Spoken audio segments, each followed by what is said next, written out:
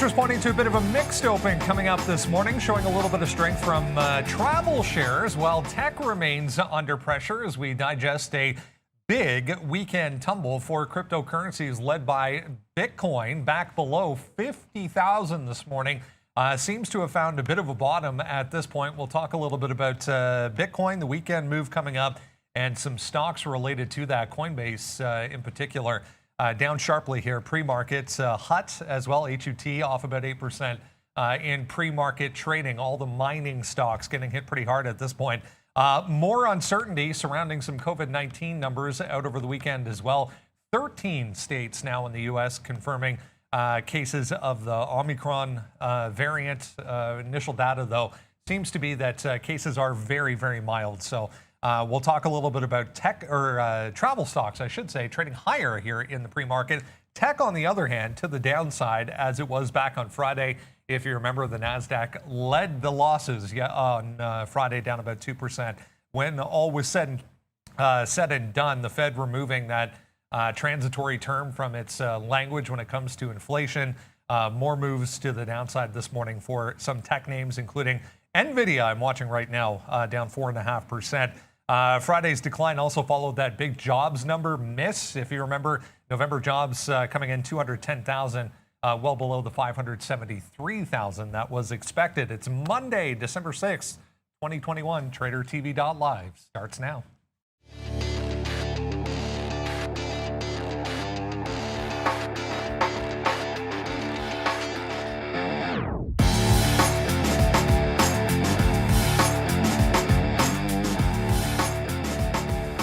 Yeah, and there we go. Push to the downside here for the NASDAQ once again. Tesla coming under pressure. Looks like a headline coming out here. The SEC opening an investigation into Tesla over whistleblower claims on solar panel defects. So big move down there for Tesla, now 3%. The NASDAQ in the red. You can see 0.3. The Dow 0.7 still to the upside, trying to lead things back into positive territory here. But overall, pretty weak start to a Monday. Yeah, Bitcoin almost 10%. Ethereum about 3.8% there, coming off that big move over the weekend that we discussed there briefly. Good morning, guys. It is a Monday. Arun back with us again for today. Sean back tomorrow. Going to be an interesting day, it would appear here, guys. A little more negativity coming back in as we speak here. Again, if you missed that, the SEC opening an investigation into Tesla over whistleblower claims on solar panel defects. So big spike down there for Tesla. Yeah, I don't know. I think I just got trapped into a short on Tesla, to be honest with you, just there, and I might get out of it pretty quickly. Like it was down. It was broke that 1,000 mark. It was at 980 levels. Good morning, everybody, by the way, but we're already into something here. So there was that 980 level on the daily that sat there. Then the headline comes in, and like this is the level I'm talking about, that 980. And I was kind of looking for that to break, like. 1,000 had already gone, 980 we're going to look for here. Look for that breakdown at the open, and maybe get a capitulation on a Monday. The headline comes through, and then it's going to trigger that level probably a little bit too early. That's not the way I would have anticipated making that trade. I was kind of hoping that would be like a morning, like open kind of thing. So I'm going to get in, I'm going to get out. I actually just got stopped out there. I'm going to walk away from that one because not the way I anticipated that to come in, and not necessarily the best sign for Tesla. But $1,000 does loom. Tesla's not even the biggest mover among the EV space. That actually belongs to Lucid this morning. So I kind of feel, Arun, like there's going to be. I'm not saying there's blood in the water, but you guys saw what happened. If you woke up on Saturday morning, like I did, and one of the first things you do is check the crypto markets, well, you understand that pain. Bitcoin held up at least a little bit here, but we're below 50,000. Some of the other altcoins getting punished a little bit. I looked at SI and was like, ooh, that thing is. Thank goodness I haven't bought back into that, because down on 145 last I checked. A lot of names under pressure, and of course now the Fed possibly tapering twice as fast. So that's more pressure for the markets there. But the good news is there is some good news when it comes to this new Omicron variant. Maybe not as serious as everyone's thinking, and there's some positivity there. Maybe some of the travel names could be good today, Aaron. Yeah, there's a lot of I don't want to say mixed messaging, but there's a lot of mixed signals in the market, right? You got the NASDAQ down today, but the S&P is up. A lot of mixed trading here on the future side of things. Ever since we kind of put in that low in around 5 o'clock or so, that would be early morning in Europe. Here we are trading sideways, and tech names are negative, so you focus on the tech names. What do you have here? I've got some shorts here in AMD. Lucid, the EV space, if you're trading Tesla, you can take a look at Rivian and Lucid. Rivian is sitting just over that 100 mark, so that's going to be an interesting number to work with. Round numbers are always those big players because there's a ton of volume around them. So if you try to go for these breaks or you try to go in front of them, there's going to be some trades there that you can work with. So that's one play I've got as well. I've got Lucid for now, but I can also add Rivian later on. There's a lot of stocks to choose from, like you mentioned, with the travel names as well. I haven't looked into the travel names just yet. I'm still kind of going through my list of stocks. And so far, I've only picked the ones that you see on the screen there. But Brendan, what else do we have that we can work with? Yeah, a lot to digest this morning. A lot of uncertainty. More Omicron cases confirmed on that Norwegian cruise line as well. So we'll talk about some of the travel names coming up. Yeah, it was interesting to see Rivian holding that 100 level. As it did back on Friday, if you remember. So we'll talk a little bit about Rivian coming up here as well. Before we do, Miss V is in the building this morning. Good morning. Good morning, team. Happy Monday to you all. I wish you a wonderful start of a new trading week. Please smash the like button and let's get it started, Brendan. Yeah, let's indeed, guys, get it started. We'll jump right into things here with this Tesla story. I just saw a couple more things coming out. It's the same thing overall, but Reuters reporting the SEC is opening an investigation into the company on solar panel defects. So if you missed that, we had a bit of a move to the downside there on Tesla. We should also discuss this Rumble. I remember back on Friday, what is it, CFVI SPAC had a big move to the upside late in the day on reports that Digital World Acquisition Corporation, which will be Trump Media, which will be Truth eventually, going to pay or potentially going to pay Rumble for distribution rights for its content here. So 25, almost 26% move here for CFVI. Yeah, another gap up for this bad boy. And it's look, it found some good support in the afternoon. I'll show the 15-minute just because that's kind of how I want to show a couple of days ago. But it found some good support in the afternoon. Of course, we had this trade a couple of times for you guys. And look, ultimately, momentum is going to be the winner here. Like whether or not you can try to talk a valuation. There was an initial the first day. I remember coming in and Sean and I were both sitting there like, yeah, if this can break out, through the high of the day, it could be DWAC Part 2, and that's what everybody was sort of saying online, and it just absolutely flushed. The only good sign was having a stop in there that allowed us not to be getting, long all the way into $11. And then, of course, it makes the move in this pre-market with the breakout. Now, I'm going to look back to that high. This was the fail break at 14, and one heck of a fail break that it was. So I look at a fail break 14. I see a 14 support level here. This looks the strength that I was kind of thinking was going to happen last week.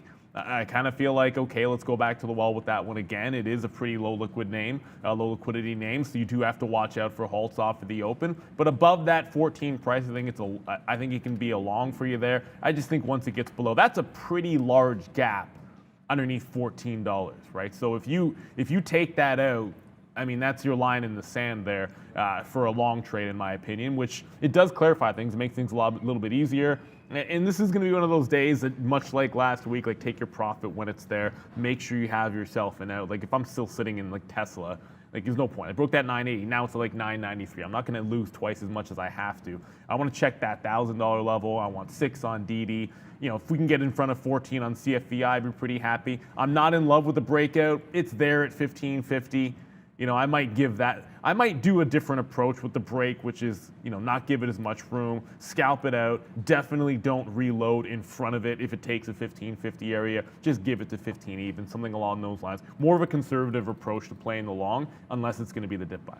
For me, though, I'm going to stay away from DWAC. I think DWAC's absolutely nuts to kind of, unless you can catch the momentum to the upside, it's going to be very hard to trade as a position style setup. But one name that I do want to keep an eye on here is ACET, Brendan. They've got some news. They're working these 14s. Now, if they get through that high of 15, I think there could be something there. So that's one name I'm going to look at. But for now, though, DWAC not on my radar just because of the insanity. When it starts moving, it is absolutely nuts. So kind of difficult to catch if you're trying to position trade that.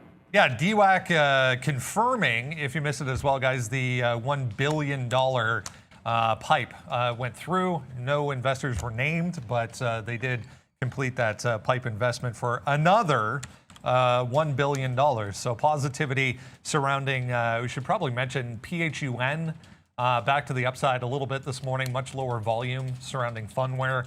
That Remark Holdings as well, also a little bit higher on the morning as well. A number of other things to discuss here this morning. We should talk about some of these travel stocks. I mean, they're on the watch list this morning, but overall, it seems like this Omicron variant very mild in severity. But 13 states now confirming cases. There was also a Norwegian ship that had, I think, 10 overall COVID-19 cases. At least one of those appears to be Omicron as well, guys. Yeah, I mean, one of the things that that seems interesting about this is, at least anecdotally, severity not as bad. And when you go down that line and understand that, you know, most of the movement to the downside, like we talked about last week, most of the movement we had to the downside overall is going to be more about the Fed and tapering and inflation and some worry about the economy. But you know, it's not necessarily about the variant. I think that's one thing that could give some legs to some of the travel names here. And there's one that I'm sort of looking at here. And you know, the thing about Disney is it's finally made a bit of a consolidation bottom. If there is any possible sort of positive swing, and you look first of all, you're going to be looking for cash flow, right? So you're looking for companies that actually have cash flow that are a little bit more stable. Now Disney got rid of their dividend, so that doesn't really put them in that category, but you're looking for those things, and you're a bit of a travel, I hate to call it reopen play because that doesn't really exist anymore, but you're a bit of a travel play there with Disney. It just feels like this could be a good time for it if we do get some more positive news coming through, right? It's been sort of bouncing off that 140 and it's got away from that level now, and you finally have some higher lows that can be put in, and then this test of 150, which is likely looming. Now, I kind of like the 144 for a dip buy, like a reverse sort of head and shoulders idea, and as long as it can hold that, I think we're pretty good. And then your breakout would be at 150. So my eyeballs are on Disney. A lot of times I'd be looking at like a CCL, AAL. I know we're going to look at some of the travel names, but Disney's on my radar today. That could be an interesting one. Just feel like, you know, the story right now is risk off valuations, and I don't necessarily believe that, you know, these travel reopen names are going to get too much more beaten up. For me, though, I'm going to stay away from the travel names, like the airlines and the cruise lines, just because I don't see a setup there. It doesn't look, the charts aren't as appealing to me. But Boeing, though, since we're going to be going down that road, might as well take a look at Boeing. I like Boeing around 195. There could be support here from 197 going on down. So I could probably find a setup on the long side if we get down there. It's about $2 from where we are right now. Of course, if we go to the upside, it's going to be fairly limited. I mean, what do you get above 200? Maybe 201 before you hit resistance. So I'm not going to chase it to the upside, but I wouldn't mind buying a dip on Boeing underneath 197 with the 195 stop. TOMZ, one that we were looking at back on Friday, just popping up here, guys, again. 20% on the morning. I was just noticing we're kind of getting back into some of these levels from Friday morning. So they just announced an Amazon store. It would appear anyways, for one of their products, Bitcoin related as well. So 240 up to 250 was this high from back on Friday for this TOMZ. Big volume just coming into this one as well. Oh yeah, we do remember this one from last week. I kind of wish I had traded it, to be honest with you, because there were some really good opportunities, and well, the best of those being obviously like these fades here. When it does a failed breakthrough that 230 level, you know, that's usually a pretty good retracement. Admittedly, that was early in the morning at the open, and there was a heck of a lot to be looking at that particular time. Not an excuse, just the truth. So if we get a similar look, wow, we just got a dip buy in that CFVI. I'll try to say that 3 times fast. 14, I think, is a level, so I'll get out if it breaks 14 even, but let's see if we can't get a bit of a scalp trade in on that one. So TOMZ, 230 still to me remains a level because it was a failed breakthrough there, so I think quarters to 30s could be your level of resistance. I don't love anything except randomly the even dollar for a dip. It's got 1 million shares in volume. But a lot of that came on that volume spike that Brendan just mentioned. Like, you're not really seeing it churn through shares. Like, if I look over, I mean, CFVI is moving around a little bit more, but if I look over here, it's really not like it's going absolutely crazy. But I do look at that 225 as possible, 225 to 230 as your possible first level of resistance on TOMZ, and then 2 even. Again, it's just because it's 2 even there. So that 230 has been resistance before. CFVI, just because I got into it, I'll quickly go over the plan. And obviously, I want to be out if it breaks 40s. 14 even, sorry. I want to scalp some out in front of that 15 around 1-to-1, see if it can't take out that high. Keeping in mind that this, if you just dug into it and didn't take profits when it gapped up last week, you got absolutely crushed because it just fell like a rock down into $11. I don't want to get caught in that trap today, so tighter stop and going to be taking some profits in front of 15. Yeah, let's talk about some of my trades. One trade that didn't work out for me, the AMD short here. I went short south of 140 looking for a move. It was a $2 stop, but damn, okay. AMD's, because there was a rotation in tech here, it seems like. Tech was down, S&P was up. I was like, you know what, S&P's going to rotate back down. Let's get in some tech on the short side. It looks like AMD wanted to take to the upside. So here we are out just north of 142. Now what I'm going to look to do is see if we actually stabilize above 142. If we do, there might be a long there. So I'll keep an eye on that for maybe another trade later on. I've still got that Lucid short and the Uber short as well. So we'll get into that a little bit later there. What's the next symbol there, Brendan? I just saw, guys, I mean, we're going to talk about Rivian coming up on the watch list, but I just saw 9 different price target increases on Rivian today. So a little bit of positivity, to say the least, as I mentioned, kind of holding that $100 level. This group as well, some of the banking stocks going to be important today. If we're going to get any kind of strength in this market, these names, guys, going to be important. Goldman up on a Wells Fargo price target increase as well. Some of the other ones, JP Morgan moving higher pre-market. So financials, again, as we saw last week, trying to be strong here as we head towards the open. Right, like if we're going to be talking about it, and we will be talking about it because there's not much you can do to avoid it. The other side of the coin, of course, of this tapering, which would be twice as fast as possible. So if they're going to do 30 instead of 15, my math tells me that that's 4 months that they could be done tapering if they do it that quickly. And then you could bump up the timetable for rate increases, right? So when that happens, I mean, the banks should be strong. Ooh, that's going to be an ugly looking chart. So I'll go to the 15-minute here on a Wells Fargo. But you're going to start to think about who's going to benefit the most from raising rate environment. Now, I own like Morgan Stanley. They're really great on the trading side. I think Wells is poised pretty well themselves to be a beneficiary here, and you're actually getting this one sub 50, sub breakout with some good support on it for the trade today. So if you think there's going to be some weakness in the market today, like I was sort of leaning in thinking, after what happened in crypto, like there's at least a 1 in 3 chance that you got one of those break out to the lows that would trigger too many stops in the market, and that's the idea about like Tesla 980, things of that nature. But in that kind of an environment, I think I'm also looking to buy a dip in a Wells. I'm looking to buy a dip in a Disney, just in case we get that rebound action, something a little bit safer that I think you can dig into. So I like Wells Fargo in front of 47. We can pick and choose. It's not the one that I would own in the long term, but I think it can be a good one, especially today if we're going to be panicking over that action. And I joined you on this one, Arun and Lucid. See, the thing with me and Lucid, I like, for some reason, it's all the even dollar levels this week, or this morning, I should say. Rivian 100, Tesla 1000, and Lucid at $40, which, I didn't get a $40 break, but it did come back up and retest 40 even just now. So I got in at the 3/4 mark. And we'll see. I'll probably get some out in front of 39 and then just sort of short every single pop until 42 is likely to be the big level there. So similar to DD, I think, just sort of riding the wave. For me, though, if we're gonna look at finance or just financials, I'm gonna look at Square.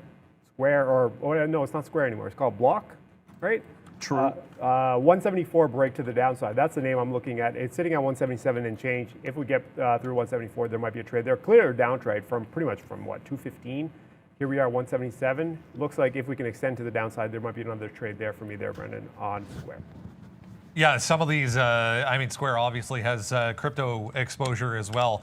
I was just noticing Bitcoin trying to hold some key levels here, but also not much of a bounce. There's a minor headline here, guys, on Blink charging. Just popped up to 33, came right back, though. They signed a manufacturing agreement. But some of these names, not looking very good here. This had definite resistance around that 33 area back on Friday. It's a big level as well, 33 to 34. Over on the daily chart for Blink, but some of these names going to be in trouble. Oh, yeah, Blink. The one I was looking at last week, like Plug, got absolutely woodshedded. By the way, sorry, not to jump away from it, that Tom's broke that 225, just tested 230. Not quite enough for me to trigger into the long side of the trade, but clearly still making some power moves as the volume is starting to really pick up here at that price level. So it looks like it did. It looks like it just rejected that 230 level. This is going to be all over the radar right now because it suddenly is the most exciting of all of these names in terms of price movement. And then you had a failure at that key price, and got to go to what moves, and it just puts in essentially almost exactly the same high from back on the first. Now you're going to see probably a test of that $2 level. I think when you start talking about these EV infrastructure names, look, they're just going to get the same. They're just going to get the same torture that the rest of the high valuation market is going to be getting here, and that's why you're going to have that pullback. It's just a tough environment, right? Like if you're not actually making money, you don't have cash flow, you're going to be in trouble, and you want to let the dust settle on some of these, and that's why it made sense to take profit on a lot of those names and bring the register, like we were talking about with Plug. But my focus right now is going to be Tom Zed. That's what I'm calling it, CFEI, Lucid, and I'm still not done with you, Tesla. One thing, I just looked over at Brendan, and standing there with their upgrades and downgrades. Before I go to him, though, there's a name on there that I actually want to look at, DOCU. DOCU, oh boy, look at this thing. Well, it was $230 not too long ago.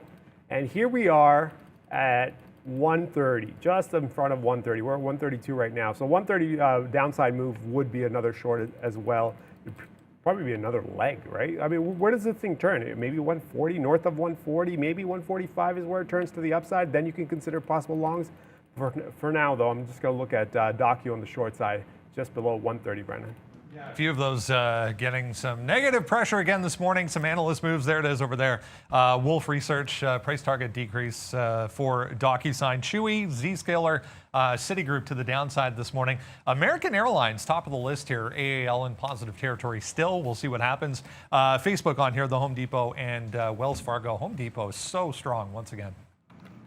Yeah, we talked a little Wells already, but man, Home Depot. It's just been. Look, I mean, there's not a lot of great.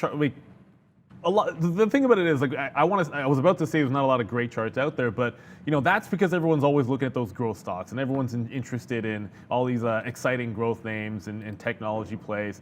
But if you look at something like a Home Depot, Costco looks pretty good too. You're going to get this potential breakout, and again, you want to make sure you have some exposure. I wish I had some Home Depot, but I'm a Walmart. I got bloody Target, but I don't own shares of Home Depot. But I start looking at this thing. If it takes out that 16.5 on the clean break, that could be gorgeous. You already had that one short opportunity off of 410. Subsequently, it's then taken out one level, tested the next. Now you're gapped up again, looking to make a test of that high. So 416.50 in a strong day, you got to be watching that. And just a bit of a bonus, because I said I wasn't necessarily done with Tesla. Tesla right back. Let's go to the 1 minute. Tesla right back to the $1,000 mark, or at least $997 or so. So watch out for this. If it doesn't reclaim 1,000, I can see it going right through that 98 and then selling off there, guys. So I like Home Depot. I think that's a strong one. I don't necessarily see a day trade in there today, but it's worth noting that strength. I mean, that all-time high break could be good in a stronger market for sure. So on an up day, want to look for that. Well, one of the names I tend to, I don't want to say that, but names that I look at aren't necessarily always the hot names, right? It's names that have just been trading and kind of setting up for a while. PG is one of those names that has been kind of working this area a little bit. It's that 150 area. We've been spending a decent amount of time in front of it. So finally, when we get above it, I want to get a piece of this action to the buy side. You see how long we've been spending trying to get through this 150. Yes, it's not a high flyer. Yes, it's not like one of those flashy names, but you get the right share sizes, you get the right prices, you'll make a ton of money on it. On these type of trades. So for me, PG is definitely one of those names I want to get a piece of as it comes down. Now I've got some bids down there, or I got a bid down there close to 150. If we get down there, I get a fill. 149 is going to be your stop. It's going to be $1 risk. What is the upside? I mean, that remains to be seen, and depending on what the market wants to give me. But for now, though, we're just going to leave the order there and see if we can't get a fill. Hey, it doesn't always have to be flashy just to make some money, right? At the end of the day, everybody just wants to make some money in these markets. So find what you got to find to do that. Brendan? All right, a little bit of a story on Kohl's this morning, staying in the retail. We're talking about Home Depot, staying in the retail world there. KSS, Kohl's up 3.5% this morning. This is 50 right here, which is key, obviously, on the daily chart as well. And it was Engine Capital pushing Kohl's to review the sale or separation of their e-commerce business. Remember, we had a similar story on Macy's going back a month or two ago. That's still in the process of being sorted out. So coal's up nicely this morning, just above that 50 level as well, guys. Yeah, it's the thing about it is on that headline, there's really not a lot of activity. And I know volumes aren't exactly through the roof overall this morning, but only down at 50,000 shares on pre-market volume. So okay, we're gapping up and we're trying to take out that and hold above that 50 level. It is a key price area, but as thin as it's trading, I think the way to approach that, if you're bullish on it, is just to it would be like a stink bid it in front of 49, then you got cover at 48 more than anything else. And if it breaks out at the open, it's a bit of a trap because the spread's likely to open way up there. It does look like okay, 51. 50 stop and you go up to 53, but I'd much rather be looking at like a Home Depot or something like that, which I think could be a little bit better of a trade, at least in terms of volume's going to likely be there as well. If it does dip too far, it's one that I'll keep on the radar because you want to make sure you're trading something that has action or news and levels that you can work off of. But I'm going to have to say, for me, coals right now seems like a bit of a pass. I think it's likely a good, it's not a horrible catalyst, and my daily trade doesn't want to load there, but again, this is what your 1 minute looks like, and it's just sporadic. There's absolutely no volume going on right now, and no real levels to look at until we get a bit of a dip. Coals, 51, I think, is the only price I can work with, and even then, it's got to be super tight in what happens there. Because one, you have to get above 51 to get the long or to activate the long, and then you actually need it to come down a bit, probably down to about 50 half or so, just to control the risk on this trade. So 51 break to the upside with a 50 half bid after that happens will get you to about 52. I think that's the way I would have to play this. It's a delicate operation, just to control the risk. Sometimes you gotta be on top of how much you're risking for trades. It doesn't make sense to step in just because a number is breaking or a level is breaking if the risk doesn't make sense. Why put up $1 if you're only gonna get like 50 cents or so? So I'd be just a little bit more careful on how you take this. But there's a trade there. 51 would be the level that would kind of set that up for you. So just keep an eye on that. Of course, the downside is probably better. 48, just south of 48 would be the better short. But for now, they'll kind of box that in between 51 and 48 and see which side goes. And whichever side goes, step in and take that trade, as long as you can manage the risk and figure out what the risk is going to be for a trade. As I talked about Lucid, damn it, Lucid, bouncing strong north of 40, but this is the area that I'm looking for resistance, or at least some action to kind of keep this short still valid. 39.5 is the short, so we're looking for a 42 stop. See if we can't get that as we get closer and closer to the open. Let's have a look, maybe if we can, Arun, at the overall market here. We are positive on the morning so far, but just holding essentially above some of that congestion we saw back on Friday. 0.4 right now for the S&P. Yeah, it's going to be an interesting day. I feel like with the market having had maybe whiplash, if I want to say, it's been quite aggressive. Pretty much most of the week, pretty much finishing up November and going into the first couple of days of December, it's been all over the place. It's been aggressive moves. We've got 100-point moves, almost maybe just more than 100-point moves in the S&P 500 on the future side of things. And here we are kind of finally finding a base. It seems like we kind of tripped some stops going back to the, what was that, the 1st of December. It was a late session move, just below 4,500. We kind of supported that going into the 2nd in the pre-market. And then we kind of broke that on Friday, late in the session. Right at the end, not right at the end, but the final half an hour, maybe 40 minutes or so, we kind of broke through that 4,500. It looked like it was set to go. And what ended up happening was a complete reversal. You had some profit taking done and then a secondary support move to the buy side, and we got a nice little 35-point move off the bottom or so. So now here we are sitting kind of above that, but at the same time below resistance. So we're kind of wedged in here between two different levels. I've still got 44.90 marked off as the bottom level to work with. That's going to be the primary level. Just given how much support there is around 4,500, you do have to respect that area. So if we're going to go to the short side, if we're going to go aggressive to the short side, it's got to grind through pretty much 45.20 going all the way down. So here we are at 45.57. What do I have up top? I've got 45.75 as the first level up top, and I've got 46.20 as the secondary level up top. I actually didn't draw it on this chart. But 46.20 is right here. 45.75 is going to be your first level. So now we're about 15 points away from that marker. But we can still set up a short in some fashion. This is a buy-side bias, but we could still open up a short at some point. Where is that short? I mean, I got to wait for the market to open because I don't know. It hasn't really given me too many levels to work with just yet, but I have some old levels that I'm looking at. So the 45.75 is there. If we break that to the upside, we might be able to find a long above that as well. 46.20 is there, so anything north of 4600 should open up some short potential if we can get that set up with the 46.20 stop. And then anything below 45.40 could open up a buy side setup going down to 45.20. So pretty much 45.40 going down to 45.20 would open up a buy side. So you're kind of wedged in between two different levels, maybe some options to kind of which direction you go with. It depends on where we are and how we're trading, really. But for now, though, I wouldn't really force anything because this market still has some decisions to be made, and it's kind of sitting in some decent levels where you could easily get a whipsaw in both directions.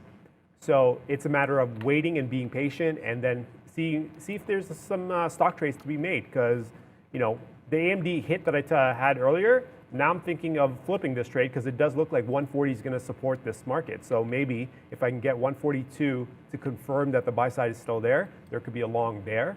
And apart from the 3 shorts that I have right now, it's just a matter of waiting, and I'm still trying to get that PG long as well. So I'm kind of mixed as well in terms of my read. It does show mostly on the short side, but I am looking at longs as well. Yeah, definitely a little more volatile at this point this morning than it was back Thursday and Friday of last week. That is a watch list, guys. We'll get into what else is moving around in the pre-market here this morning.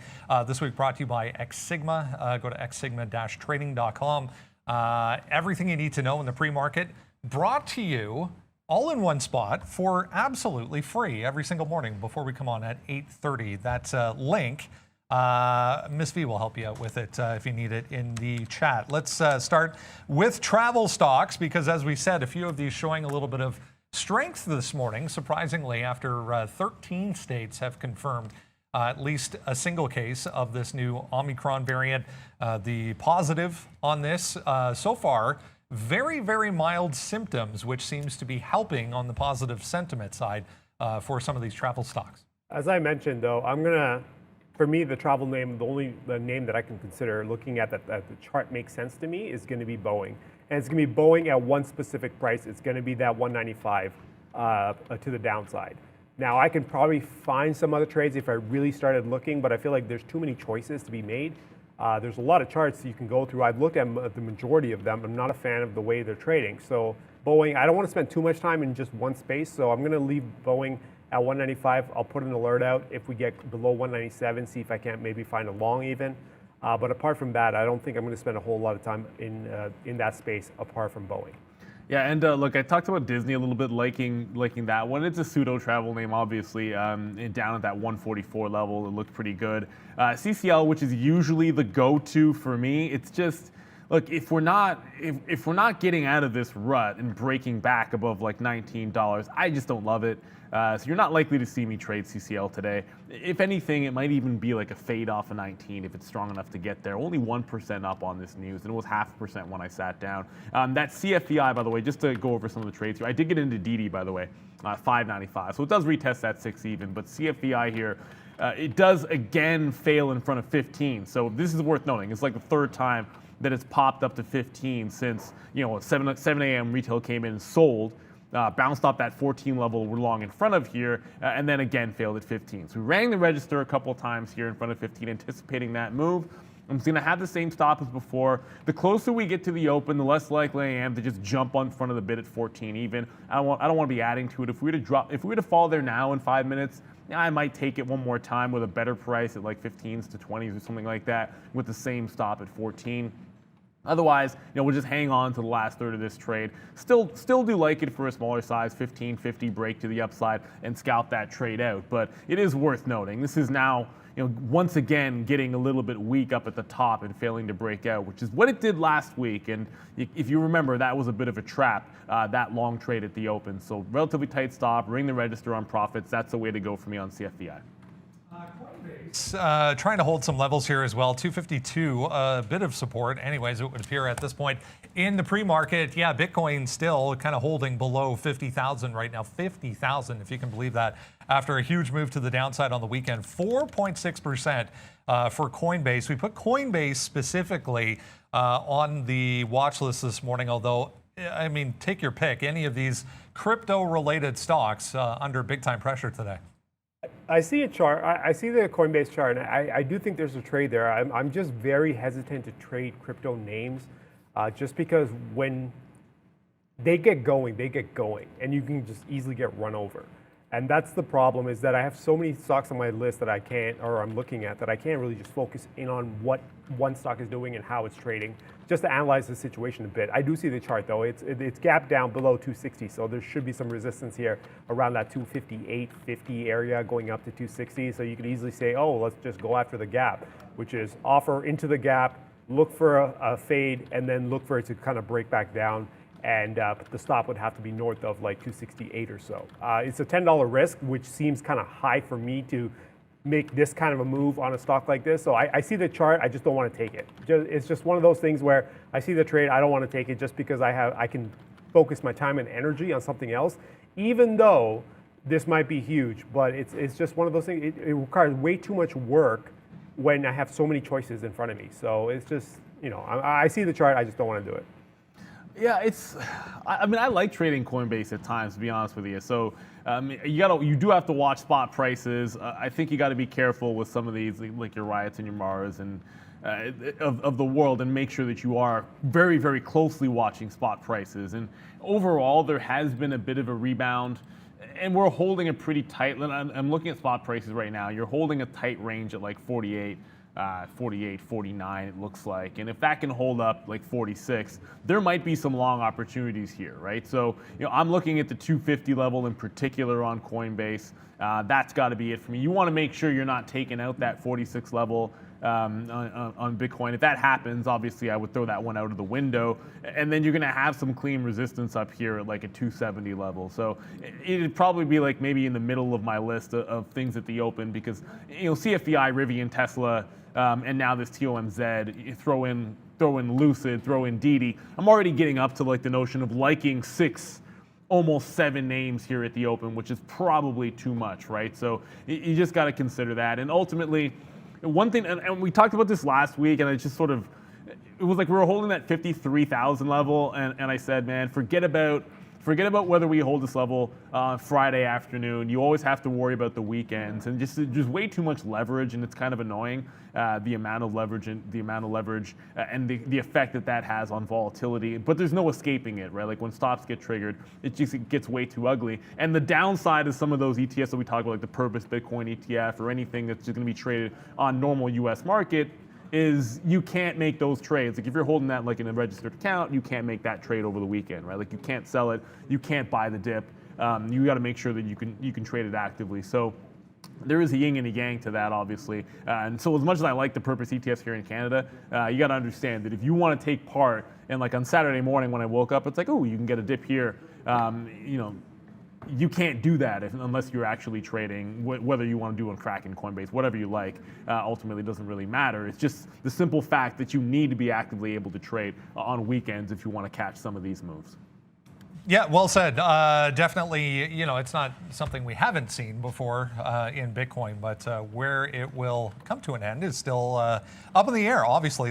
Lucid Motors here, guys. Arun was mentioning big bounce there from 39 all the way back to almost 41 now, getting back to some other levels from the pre-market here. If you missed it, the SEC requesting documents related to an investigation on its merger with Churchill Capital, if you remember way back when this was still a SPAC, guys. So big move down initially, but yeah, showing a little bit of strength here. Decent amount of strength. It's more than a little bit. It's some aggression here to the upside here. Let's actually pull up Lucid here, Lucid NQ. So some decent movement here after we crossed 40. Here we are 40.88 now. I'm short at 39.50, just underneath 50, 40 something, 46. Yeah, 43 actually. And here we are running strong. Well, I'm expecting some resistance here. If we can maintain some resistance here, I was expecting pretty much 40 through 42 to kind of help this short.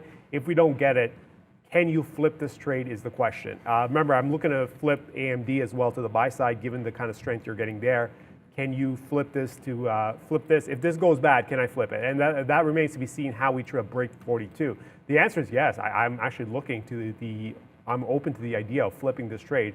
Just because you lose on one shot does not mean that the trade is over. There could be a secondary opportunity on the other side, which is what I'm looking for. So Lucid, if we get through all of this resistance, then it confirms that, the buy side strength is going to be there. It's going to be strong enough to kind of get us through this little congestion area. So if we get through that, 42 long, 39 stop, and we're going to look for about 44, 50, 45 as your first target. So I think the risk there is about $3. I can make about 2.5 at least before I hit resistance. So I'm okay with that. If I need to flip it, I will.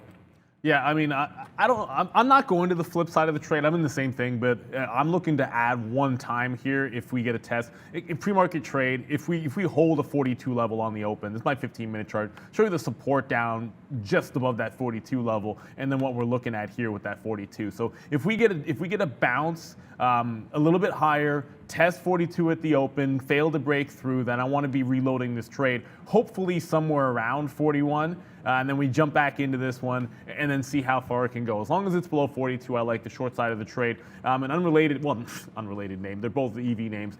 Rivian, and this is not to jump from one to the other. I know it's on our list as well, and it's definitely next. But right now, as we speak, this is taking out, or had just taken out, Friday afternoon's high, 105.70. It looks like it got there. Didn't take out 106 or anything, but testing the afternoon high. So you are getting a bit of a bounce. Tesla's back over 1,000.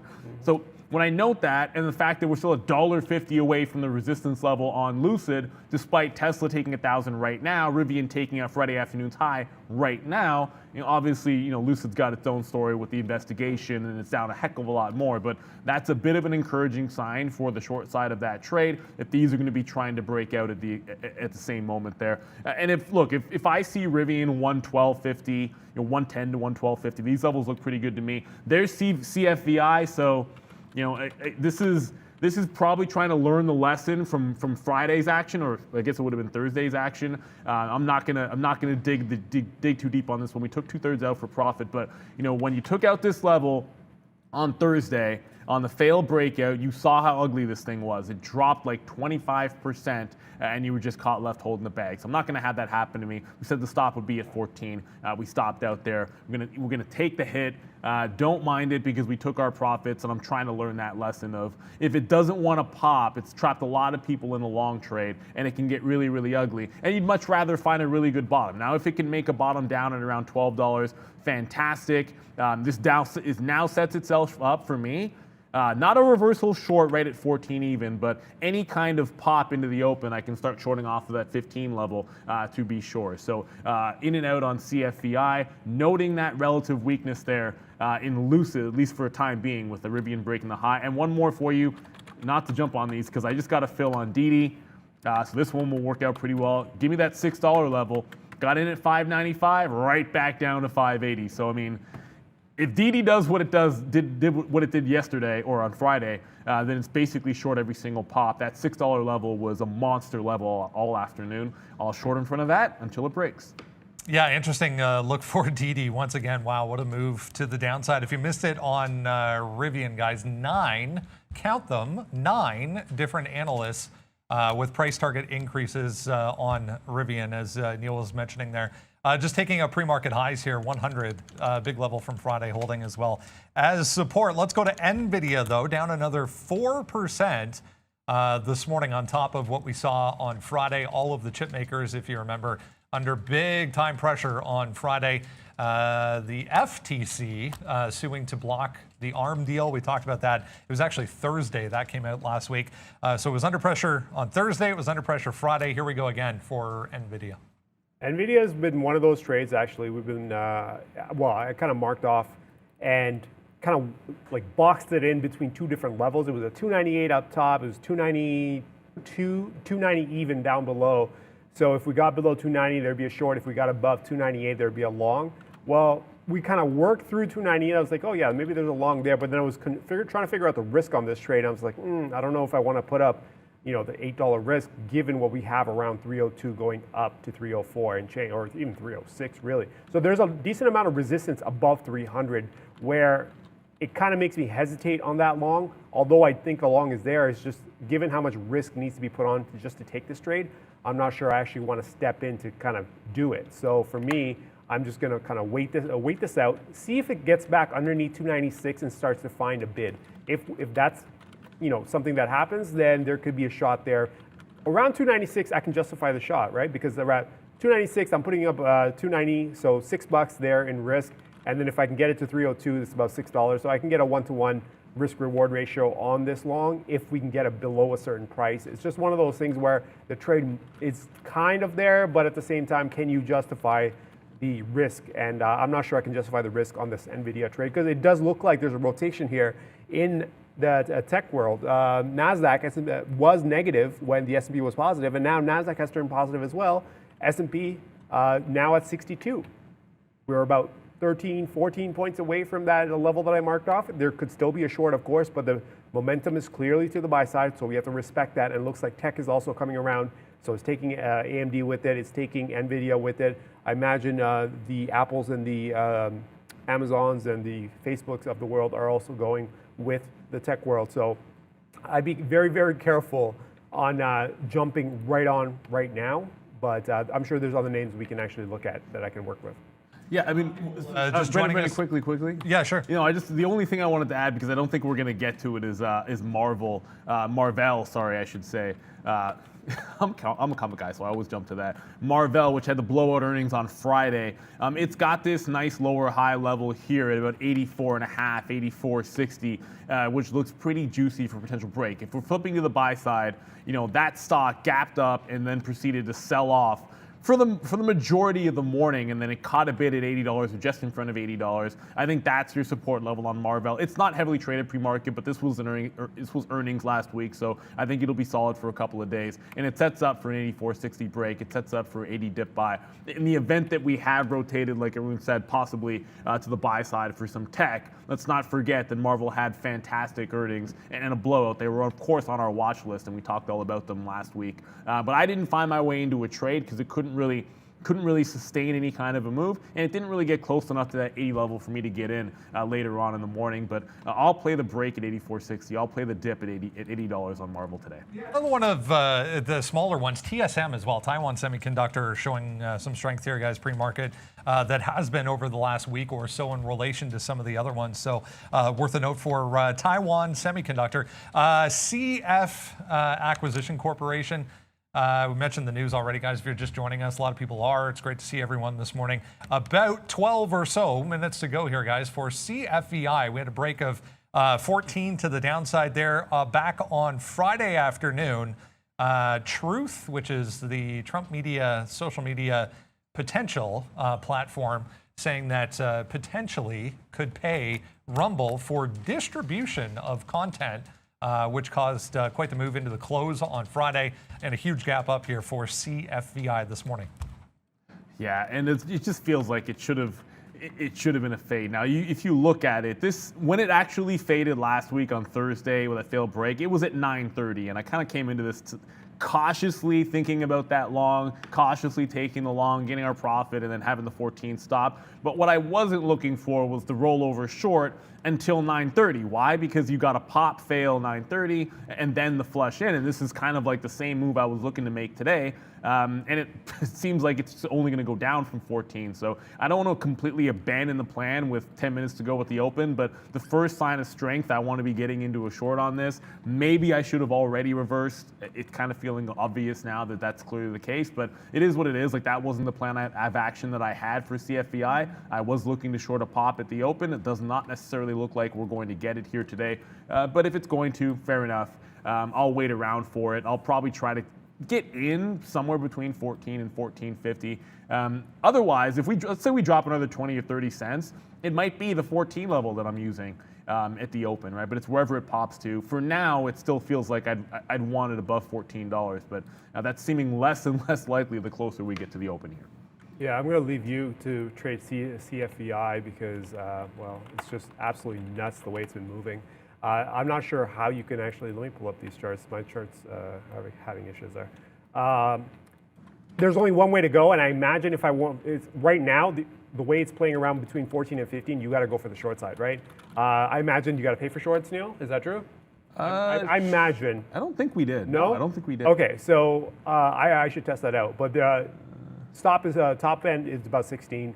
If there's a short, it's going to be somewhere between 14 and 15. So there's one direction, but I'm also very scared to short this, given the way it's moved. So I'm going to kind of move aside and let other stocks kind of set up for me, and I'll just leave CFVI alone. Such a big move down already, guys, for that one. We'll see. CFVI, big mover on volume, as we said. Let's go to Longeveron, LGVN, 3.8% here in the pre-market. It did try to pop back to the upside there initially. It actually got back above 20, which was a big level from Friday early on this morning, but we're kind of consolidating along the lows here. I'll zoom in a little bit for you there. 20 just above us. I mean, there's no additional news on this one, but big move down on Friday after, you know, an impressive couple of weeks. It was up 600% in November, starting to unwind though a little bit here for LGVN. Remember, 2.9 million shares free float on this one. Tiny free float. This one, Arun, we do have to pay for shorts in, which I'm literally doing right now because I didn't confirm that I wanted them, and then I let the time run out on me. You have to like double confirm just to make sure you don't pay for shorts that you don't actually want here at Day Trade the World. So big level here. If we even remotely see it, it's 1750. I'll show you the 15-minute chart. That was where you got that look. It was a monster move that morning on the 24th, all the way up to 44. And it's been coming down ever since. I like this 20 level, if only because you've already put in a bit of a move here. Look, you already had a fail break through 20 when retail came in, so this could be a pop and drop kind of idea. $20, even at 21, but 1750. That 1750 level, if that cannot hold on Longeveron, you're gonna see some pain there. That's the key. That's almost the more key price. I think that setup of sort of shorting any fail break at the open works itself here. But no matter what I would do in any short, it's probably take some out in front of the low of the day. It's get flat before that 1750 for sure, because that's way too big of a level. Sort of just sit there and hope that it's going to break. Like, I mean, if it breaks that level and we're trending down, I might take a short through it. But for now, I'm just looking at that 20 level and then 21 above. The breakout for me would be at 21, not necessarily the 20.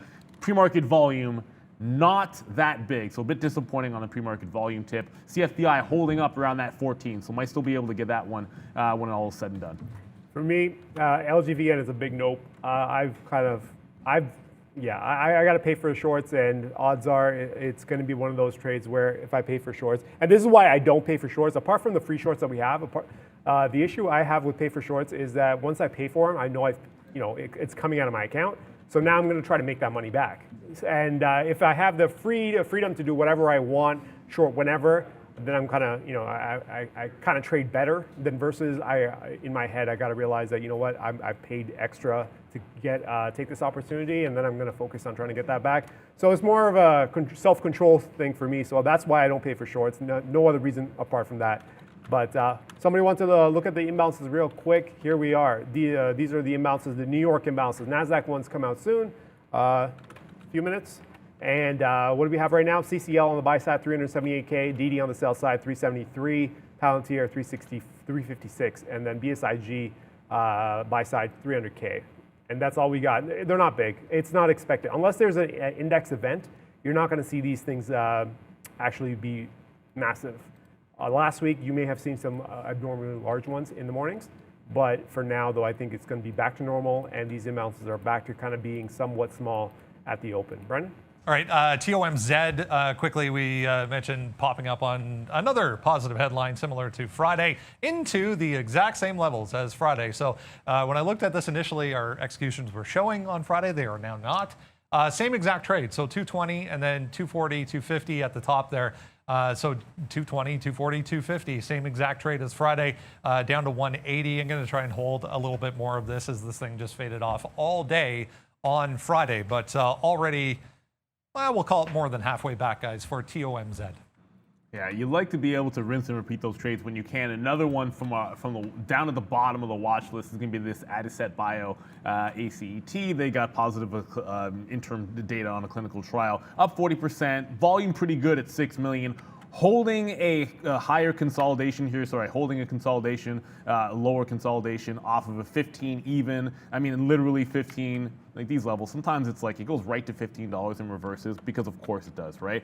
On the daily chart, there's your 15 level, and there's your 1650 if it happens to get through it. You've got a lot of room to what I would probably anticipate would be like, some support down at like $11 or so. But, this name for me sets up almost perfectly for that run at like a 15 even. It's pretty clean, it's pretty clear. It's 15 even or bust for potential rollover style trade, and then 1350 to the downside sort of could be a breakdown level for that. As I look over, and with only 5 minutes to go, two things. One, Tesla. This is Tesla. So we short that 980, and of course, way too early in the, like I wanted 980 for a breakdown. Ideally, that's going to happen up the open, and then it gets triggered because that headline comes out. So I say to myself, am I going to dig in? And you can give Tesla $10, $15. I'm not going to do it in the pre-market because that just felt like you get trapped in a wick bottom way too early, and now we're right off of some of those highs. Now the key thing is, does it hold 1,000 on a retest? That's what you want to look for here. You're right up in this tight cluster at the open, which sets you up for a 10-10 break, but also a flush back down through 1,000. If it's Rivian, that's the more interesting one right now. Rivian absolutely breaking out. And the level that I like on Rivian, that 112.50, definitely going to be in play. Lucid still holding 41, 42 is the big level on Lucid. If that does not break it in the first couple of minutes off the open, and I like re-entering, I like getting more shares of the short in Lucid in front of that 42 level because it's definitely relatively weak because Rivian's breaking out as we speak through that 105 level. So Lucid still looking pretty weak there. CFVI did manage to, I guess, hold off on shorting that one. It's now made that pop, so it's through that 14, trying to make a run here at that 15 level. This is kind of what I was looking for, kind of that at the open type of break back up. So we waited for this to be able to short it. See if I can't get into that one right now. All right, a couple updates on my positions here. One you might see on the board that I haven't talked about is NVAX. I just had like this little move here. We were kind of sitting above. Why can't I pull this up? Let me pull this up a little. You can see the candles don't matter to me. Take a look at 156. We were sitting in front of 156 for a while there. We're bouncing around. There's a decent amount of volume sitting there. So once we got underneath, I went for the short there. I've got 155.74. We're, $1 and change supposedly in the money, but I mean, that's also, NVAX in the pre-market. This is what NVAX looks like in the pre-market. It's a $1.20 spread. Stock right now. So this could easily close up on me. So we're going to kind of leave it aside here. Stop on this is going to be around 160 or so. On NVAX, the other shorts that I've got here are Lucid. We've talked about this one quite a bit here. 42 is going to be the stop. I've got the short down here at 39.50. Of course, we can also spin this trade to the buy side if it gets above 42 and stays above. Talking about spinning a trade, AMD, I've gone ahead and taken the long here just north of 142. Absolutely falls apart here on the way down. Now at 141, stop on this is going to be south. Man, if this takes me to the sell side as well, after going long, after being short and getting taken out, and then going long and getting taken out, I may have to just completely stop trading this on AMD. And the other one I've got is Uber as well. Uber's done a whole lot of nothing since I've gotten in, so we're just kind of going sideways here. Playing shorts. Just underneath 36 here with a 36.50 stop, just north of 36.50. So those are the four positions I've got for now. And I guess this open is going to be very interesting because a lot of these tech names are falling off. I imagine imbalances, but at the same time, it's not. I'm not seeing the market as a whole fall off though. No, not really. I mean, I just noticed Marvell. Like I had two bids on Marvel. One was for a break of the high of the day, which looks a heck of a lot different now. It just pulled back $1 and then bidding in front of 80 even, which I suppose is like at least a quarter. Maybe a 0.25% chance that could happen off the open here, and that was the one long I did like. Like I said, I got into that CFVI. We're still in Lucid, and the other one, DD here, still short in DD. I'm going to short any pop that we get if it wants to load up here, guys, and maybe even, there you go. But it's still consolidating off 580. So I like this one. If it pops in front of 6, I'll keep going at it. 606 is the current pre-market high. I mean, you can go 6 even, 606. I don't think it matters too much. If it breaks out from there, I'll probably find other ways to short it. But that's where the stop is going to be at the open. I only got the shorts on. We like a dip buy on Disney as well at 144 if it gets there. And then we'll see what happens with this 1,000 level on Tesla. Miss V is going to be on the bell to start the week. Arun is filling in for Sean. Should be a fun one, hopefully, with the market trying to rebound today. Hopefully, crypto can do the same thing, or at least hold some of the levels that we made over the weekend. Let's see if we can't get this party started. Miss V, we might have needed the green today, but the purple's going to have to work. Let's go 5, 4, 3, 2, and ring it.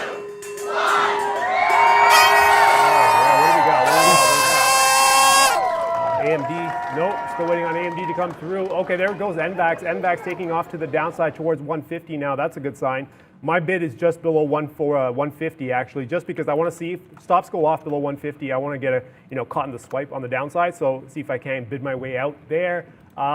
Uber's back in the money. Lucid completely taken off. We're gonna have to spin Lucid around actually. No, not yet. No, why is it? Oh, it's probably the level 1 price that's off. Yeah, watch out. Crazy spreads of some of these stocks at the open. Man, I think CFVI tested up to that 15. It got to 14.75. I was trying to get some shares at 85 there. Never quite made it. Now starting to fall back down. I got bids in front of 14, bids in front of 13.75. Both those names are definitely on the move there. If it breaks 15, I want out of this puppy. Tesla, which you guys are probably going to be looking at as well, is still above that 1,000 mark, but just barely. It's been back and forth at least 2 or 3 times. All right, we just got our first exit on Lucid here, just in front of 148. So that's a 155.74 short. It's about $7. It's about $7.74 or so, and we still got the other half riding that down. Damn it, AMD does not want to bounce off these 140s. The other trade I've got, PG. Remember, I was looking for the PG long. We picked up the PG long in front of 150, but that's a $1 risk, and we're gonna have to wait. There goes NVAX, now $10 in the money. I'm glad NVAX is actually producing, because damn, AMD is just robbing me blind here on the short and now on the long. Wow, Tesla. What do you have for Tesla? No, I just missed 1,000 on Tesla as I was trying to manage CFVI there, which got stopped out and then came right back up to that 1550 level and failed. So I just jumped back into CFVI. Meanwhile, Tesla absolutely cratering here. Rivian as well. Still holding on to my Lucid. I tried to add to it when I saw Tesla go and couldn't get anything till down here at 40.60. So average price 40.50. I wanted shares above 41 if I could have had them. Just not quite quick enough on the trigger there. But I'll show you what was the cause of that, and that's going to be that CFDI. So you get in early here, and then I saw it fail break to the upside. Once it was a fail break at that level, I kind of jumped right back into the trade. It could not take out that high of the day. So we are back into this name. But wow, that Tesla 1,000 was like a clean $10 move. I'm going to try and ring the Reggie on 1450s and make sure we're banking some profit on CFDI to get some of that money back. And then Lucid, once it breaks 40 even, I'll start trying to take some profit there too. Okay, finally Lucid is calming down here because it was flashing, minus $2 at one point. Now it's back down to down 79 cents. We're okay. 42 looks like that level around. Damn it, AMD. That level around 41-ish is holding. So that level on the resistance side is working well. So we're not going to have to do anything crazy with that just yet. But I'm so bothered by AMD. Damn it. It's on the long, on the short. They're just robbing me. Okay, so I'm done with AMD. I can't get a read on AMD. Clearly, I can't get a read. Good thing NVAX is still producing. NVAX is $9.50 in the money, so we're going to ride that one and keep me positive. Brendan, what's up? On DraftKings, guys, initially to the downside, but volume came in at 28 there. So a huge volume alert on DKNG back higher off of 28, guys, for DraftKings. So I'm going to try and ring the register. I'm going to use this one here today. Oh, where is it? Oh, crap, I was there. I want to use the Timber because I was like, I was set up for this one. But that 39 break, 40 even break on Lucid. I wanted that momentum to get me some shares out. Got some 39.75s. I'll reload in front of 42 if we get a chance at that price because it's all over the place. Like whipsaw action, we get that fill 75. Now we're coming right back retesting 41 even. So I still like it to the south side. Tesla's still southbound of 1,000, which is definitely going to be a key. CFVI, I said it once. I'll say it again, kind of dirty right now. I tried to get some shares out of 1460 and only got to about like 1475, 1480, and now wants to retest that 1550 high. I still like it for a reversal, maybe not as much as I would have liked it last week, but I'll take it if it breaks 1550. 100%. Here comes Lucid. By the way, Tesla's breaking low of the day, and Lucid just retested 42. So for me, that is a reload. I'm not covering shares. I want to reload. Tesla just broke 980. Yeah, Tesla broke 980. You know what stock is going absolutely nuts? Remember, we were looking at this around 298. NVIDIA, I said, oh, if it comes down below 296, I can consider something. Yeah, no, it just wants to completely spin around and go to the short side here. It fell off pretty much about 10 bucks right off the open. And here we are under 290. We're at 288 now, 287 and change. There's going to be a trade here. I just got to figure out what it is. So that's going to be something. Most likely what I'm thinking right now, if it stays, if this pressure stays, I'm thinking maybe a 290 short with a 295 stop. But I need this to calm down a bit before I step in. Good thing that NVAX is still going for me. So I've moved the stop on NVAX, the trailing stop in the remaining half. We're about 13 bucks in the money on NVAX. It's going to be, the stop on this is going to be just north of 152. We're going to remove AMD from the list of stocks we're looking at because that's an absolute mess.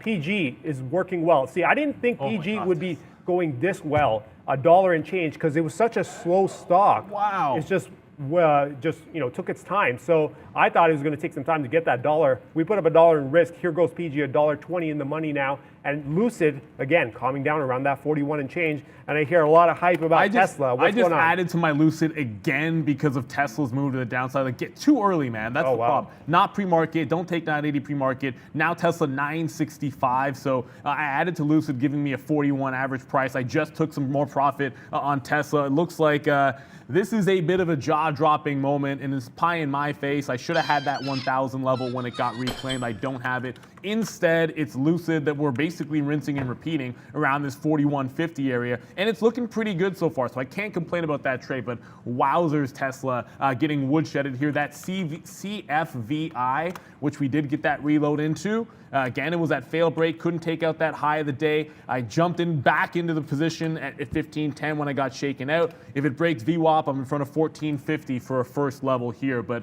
Tesla looks like it's going to be that story. Yeah, I mean, I think that I'm with you, Brent. I think that CFVI pop was definitely a bit of a gift. Thankfully, I didn't get completely shaken. I was able to get back into the trade there, but wow, Tesla, wow, Lucid. 40 even about to go on Lucid here, so once it breaks back $1 in the money, I'll take 39.75 again. All right, so going back to the futures here, because when those names are moving, these, it's getting very aggressive. We got to look at the futures here.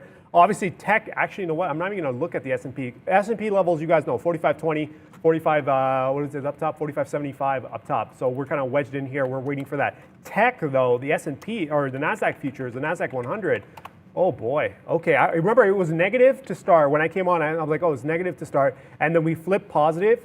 And then this happens here. It was trading around 15,750, and now it's at 15,587. Yeah, it's about 170 points off the top here, right off the. We're about 7 minutes into the day, and we fell 170 points on the NASDAQ futures already. It's down about 0.75%. We've got some support here until we get to 15,550. If we do get through 15,550, though, look out below, because there is nothing stopping us from continuing this move to the downside. So that would explain why AMD fell off. That would explain a lot of these tech names falling off. Lucid finally coming back. Let's go. Thank you. Lucid was the one thing that was actually never stabilizing below 40, and now it's finally coming back towards my entry price. So now it's in the money. There we go on Lucid. Yes, I saw you guys talk about NIO. That's also falling apart. A lot of these EV names that were somewhat positive for a little bit have now completely fallen apart if they haven't fallen apart in the pre-market already. Brendan? Big bounce on Alibaba, guys. 3.25% higher for Alibaba this morning. Through that pre-market high was nice. They were talking about revamping their e-commerce division as far as the management is concerned. So yeah, nice volume here on Baba. Yeah, and we're going to ring the Reggie here. I took CFDI out and with the notion that I could get back in on a 13.50 break, which I just did. So thankfully we got 15.10 back in, took 50 cents, then took $1.30 on the trade to get it back. I then got into the short again. I thought it might bounce off this level, the pre-market low. It does not. It just chews right through 13.50. So this is the re-entry trade for me. And then going back over to Lucid. Lucid now down. I know we're both in the same trade here, so I don't want to talk come on, load up. Not talk too much about it, but the pre-market low of 39. I just took another leg out in front of it. You also have in this market Rivian retesting 101 to the downside. Now Rivian hit 100 pre-market exactly when that, I think it was exactly when that Tesla news came out, and that was a failed breakdown there. So that 100 level definitely in play on Rivian. I still like that break. I don't have any longs right now. Yeah, I mean, I like the dip buy. None of those have come in. I'll double check Marvell, see if I even still want that bid in Disney, but looks like it's just the shorts for now because they winning. Yeah, well, I've got 3 shorts and 1 long, and that 1 long surprised me. It's that PG long. Remember, we were talking about that long in front of 150 with 149 stop. Yeah, it's $1.26 in the money. So that long, surprisingly, standing up well against the rest of this market. So we've got that NVAX short 1350 in the money. We've got Lucid flashing flat, and we've got Uber actually moving 50 cents now. Uber, remember, we only put up 50 cents in risk, so the fact that it's actually up 50 cents allows me to start looking to take some profit, just to go 1 for 1 on the first half of the position. Brendan? A little Chinese name, telecom name that popped up a week or so ago. Back to the upside again this morning. This Klupen Group, RAAS. Big move up. You can see huge volume, guys, on RAAS back to the upside. Yes, sir, and just got my order locked and loaded on Rivian because that 100 looks like it's coming. Lucid is still going downside. This CFVI continues to fall. It just broke 13 even, and I kind of was like, I'm holding through 13. These markets are just crashing, and it should take this with it. And then it just bounced back above. I'll take some out in front of 13. I've learned my lesson there, but Rivian 100 is right here right now, and I kind of feel like this is the next one to go. I'm still in Lucid, and I'm just going to take some shares out in front of 38 because if Rivian holds 100. Even dollar level at Lucid, I should be ringing the register for sure on that one as well, because the big bounce off the same levels they bounced pre-market. Rivian off of this 100 level, Lucid could catch a bid, and you want to make sure you're taking your profit. Market's still, I mean, that overnight low, I think it was Friday's low, that 15.55 level. Certainly for now, at least holding on the NASDAQ, but things looking pretty ugly. Yeah, I would say so. I'm just trying to move the stop on Lucid because last thing you want is for these lows to get taken and then for us to flash back above 40. So I'm going to move the trailing stop from 42 to 40 now. We should not get it back above 40 because it doesn't make any, oh damn, that was my Uber stop. It should not make any sense for us to come back north of 40 again. So we've definitely got to control the risk on that. So we've got, hey, everything I've got is in the money, and Lucid finally starting to go. So we've got that NVAX long, or the NVAX short, $13.66 in the money. We're short 155.74. We've got that PG long, $1.35 in the money, 150.16 long. We've got Lucid, $1 in the money. Finally, remember, when I took this Lucid trade, we were talking about this 42 level. We were expecting resistance between 40 and 42, and we finally got that resistance, and finally it's going. So good thing that worked out. And then we've got Uber as well, which, damn, Uber. I was looking to take profit around this 35.50, and they just completely bounced it strong here. The stop on this is 50 cents, so the risk is about 50 cents. I was trying to get 1 for 1 there. Never got a chance to throw that order out. They just spun that trade around, or spun that stock around way too quickly.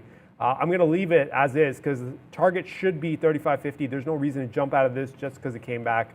It's still good. The read should still be okay, so we'll leave that alone. See if I can't find some more names. Oh my goodness. Sorry, we'll come here. I said I would double check in on that Marvel dip buy. This is me sitting there at 80. I just canceled it now because I'm not going to get the fill. At 80.50 in front of that $80 level, and it goes to 80.75. Just barely missed it. It's back up to 82.50. The problem with going back to the well there is if the market, if the market retests the lows, I don't think I want to be bidding, 80.50, which is like 25 cents. Below the low of the day. It would have to bounce off of 81 at this particular point. It's a bit of a miss, swing and a miss there for me. I was sitting on the bid, patiently waiting for a dip buy on Marvel, did not get it. Disney never came close, so I think it's a little bit, look, they're not a tech name, so they're not going to be as weak, obviously. So you don't actually get down around 144, let alone the pre-market lows at 146. Disney holding up pretty well here. Tesla just made a bit of a bounce. Rivian just made a bounce up to 103, and this is what I was getting at with Lucid. So for me, the reason it's taking out shares at 38, and it'll be, hopefully I don't bungle anything, it'll be my best stock today, but the reason for getting some out at that 38 level was Rivian 100. I just felt if that caught a bid, I didn't want to miss the opportunity to get some shares out. I think there's a reload possibility in between $40 and $41 that I don't want to miss. CFVI bounces back above 13.50 as well, so some names coming back. Brendan. We were talking about DD briefly there, pre-market 4% now back to the upside. So we got back above some key levels here from Friday as far as support went, including 6. So 4% back higher after that move down on DD. Yeah, well, Talk about names coming back. Everything that was in the money deep has come back now on the short side. So Lucid, which was $1 and change, has spun back around 40. So I moved the stop on this. Remember, I talked about this. If it comes back above 40, it doesn't make any sense for me to still be short and put up $2.50 in risk. So I took the 50-cent hit or 60-cent hit on Lucid. We're walking away from Lucid. Trail stop got hit on NVAX. So by the time I got out, it was about, I want to say about $10 or so on the second half. So we're completely gone on NVAX. PG, luckily I'm long, so that's working out well with the market. Uber didn't give me a chance at all to get out. So here we are taking a 50-cent hit on that. But overall though, what's carrying the weight? All I needed was that one stock that on the buy, or that made me the money to kind of keep this positive, NVAX. So here we are looking for more. PG is still going as well, so that I can ride that one out. Just to put things in perspective, guys, this is what the futures look like, the S&P futures. We were close to 70 at the open. We went down to 40, so we fell 30 points in about 10 minutes or so. And then here we are back up from 40 to 64 in about 5 minutes. So whipsaw action all around, especially in the futures market. You know when that happens, things are going to get dicey. We talked about this. It's in an area where it's going to do a lot of back and forth action. So we got to be careful on how we trade. For now, though, I'm just going to ride this one out on PG. Valeria? Hey Arun, Apple is up more than 3%, guys. Do you see any opportunities for yourself in Apple today? Oh, Apple should have been a 165 break. That's just, it's going to be a miss for sure. In this inflationary environment, or when you talk about the risk there, you got to go to the staple safe names. And, I like Procter as well. But Apple, 2.5%. This is what it's all about. It's going to have some trouble at 170. And overall, the market is starting to, make another leg down. So you're getting a bit of a trader formerly known as Drew Fernando. I'm going to steal your term you just used. The curl, even on Apple, you're seeing a bit of a curl here. You come back into this 164 half, 165. I think that'll be a dip buying opportunity, but several names on the move. We got a super chat earlier, and not to ignore it, ACET. I thought, apologies if I didn't, but I thought I did talk about this one pre-market. It broke that 13.5 level to the downside. I would have loved it to be that pop and fade. I missed it on the way down. I was able to get in front of 13.50 at 13.20. I'm holding out for $1 on this trade. It was a $10 stock last week. On Friday, I suppose I should be saying. And I want to see if we can't get at least $1 on that to $12 even. My stop at $13.50 on this name. So looking relatively weak there. CFVI about flat for me, but everything else under the short side working. I still want to find my way into Disney if I can. I'd buy a dip on Apple if it gives me the opportunity, but I'm not sure we're going to see that 165 again. Disney now getting away from that low as well at 146. One last one to get back to you guys. I don't know if this wick is true. I'm going to pull it up for you guys. No, this wick looks like it's unreal. This 1,000 level looks like it could be retested on Tesla. Look at the wipeout bottom on Tesla. This is 955. You have a wick to 950, and you're about to retrace to 1,000. So Tesla all over the place. That's why you're seeing Lucid come back. 42 is still the level for me on Lucid. I got to be shorting in front of it. Brendo? Another little one just popping up here. Insignia Systems, ISIG on big volume. They just announced in the pre-market there at 9 o'clock a review of strategic alternatives. So big pop on that. We got back below 7, which was huge over here on the daily chart for ISIG, up 30%. Neil was talking about Lucid. He still wants to fade this. Given the action, man, I'm just going for the break. I want that 42 break. That's the play here. I think we're building a decent support here on the buy side around 40. So you can still work the short and look for 50 cents $1 scalps in there, but I'd rather play the position break here north of 42, given what the level 2 looks like too. Let me just pull this up here for you guys. You can see how it's moving. Okay, you don't see it there. But on the tape itself, it is moving quite fast here. There's a lot of volume flowing through. It's already done 28 million shares. So some aggression here on Lucid on the buy side. So hey, if we can get through that 42, if we can grind through this area and get through 42, I would prefer this actually, given the type of movement you're getting. I would prefer the long side over this, but it all depends, right? Can we get through this 41.5? But we'll wait it out, kind of be patient with this. I'm just going to ride this PG out because it's going well with the market. Market's sitting around that 60 mark. Remember, I'm opening the door for trades in both directions. I've got 70 up top on the level for the futures here. So 45.70, 75 is the top end level. 45.20 is the bottom end level. Anything in between, I'm open to the idea of trading. So if you want to kind of play near the top and go for a short, or if you want to play near the bottom and go for a long, I'm open to it. Do I want to play right here? No. I want to see if we can actually get below maybe mid 50s before I start looking for potential shorts. But then it's a delicate thing where I want it below a certain price, but then I don't want to take that price. I want to wait for it to come back up to take the short. So we'll wait it out. It's about 10 points from me having to make a decision on the futures. For now, though, we're just going to wait for, well, PG's going, obviously, but I'm looking for more names to trade. I got one for, well, I mean, I'm not in it, but I mean, DocuSign, you know DocuSign, well, everybody knows DocuSign got woodshedded last week. It found a bottom. There were no obvious levels. I mean, 140 was kind of a level and on the daily chart, but there was nothing too obvious. I'm looking at 140 because that's kind of what we pigeonholed as a bit of a level for us last week. And you can see this is where I tried to catch the bid off of 140. It's finding resistance. Literally the high of the day is 140 and even to the penny here. So if it does a bit of a pullback, I think you got VWAP 136, but otherwise a 140 break. I liked it for a dip buy. I'm gonna like it for a breakout. Did I even get the shares? Missed. Just missed. I'll try to sit on the bid here in front of it and see if I can pick up some shares on the way back in. Give me always gets. I'm at 07s. No, it doesn't want to pick me up. I don't want to chase this one too far here. There we go. I just got picked up there at 140.07. So DocuSign, I tried to dip buy on Friday at $140. It didn't work. Now I'm doing a breakout at 140 when this thing was trading at a 131 in the pre-market. Let's see if this one works out. Brendo, what you got, bud? My chart is not loading, guys, but happy to show you UAL, another one that was on the watch list here. Day highs, guys. Some of these airlines just popping up on volume at day highs. 5% now for UAL. Well, I guess I got to immediately do the whiz here because Docu 140 to 141. I'll scalp some out and then get out of it. Lucid might break that 42, but AAL, CCL up 5%.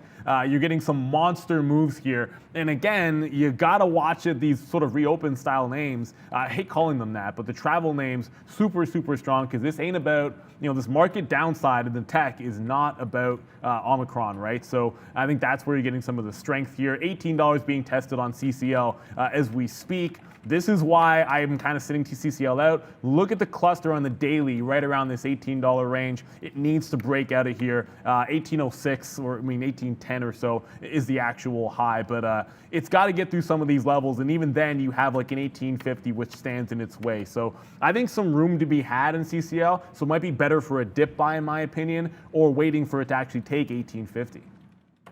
All right, let's go look at some names. There's a lot of talk about the futures. Well, futures market, it's self-explanatory. There's a decent support here around 15,550. We fell off that 15,740, 50 area, and here we are back a 100-point move. So it was a 200-point move, almost a 200 point. It's like 170 points down, and then 100 points back up. We're kind of still wedged in here. Expect this kind of action. As long as we're wedged in here with support down below, resistance above, there's going to be action on both sides, so just be aware that there's going to be some aggression. If you're looking at futures, keep an eye on the top names, the top weights in the futures, right? You go look at the Amazons, the Apples, the Facebooks, the Teslas, the Googles, and am I missing something? I think that's it. And the Microsofts.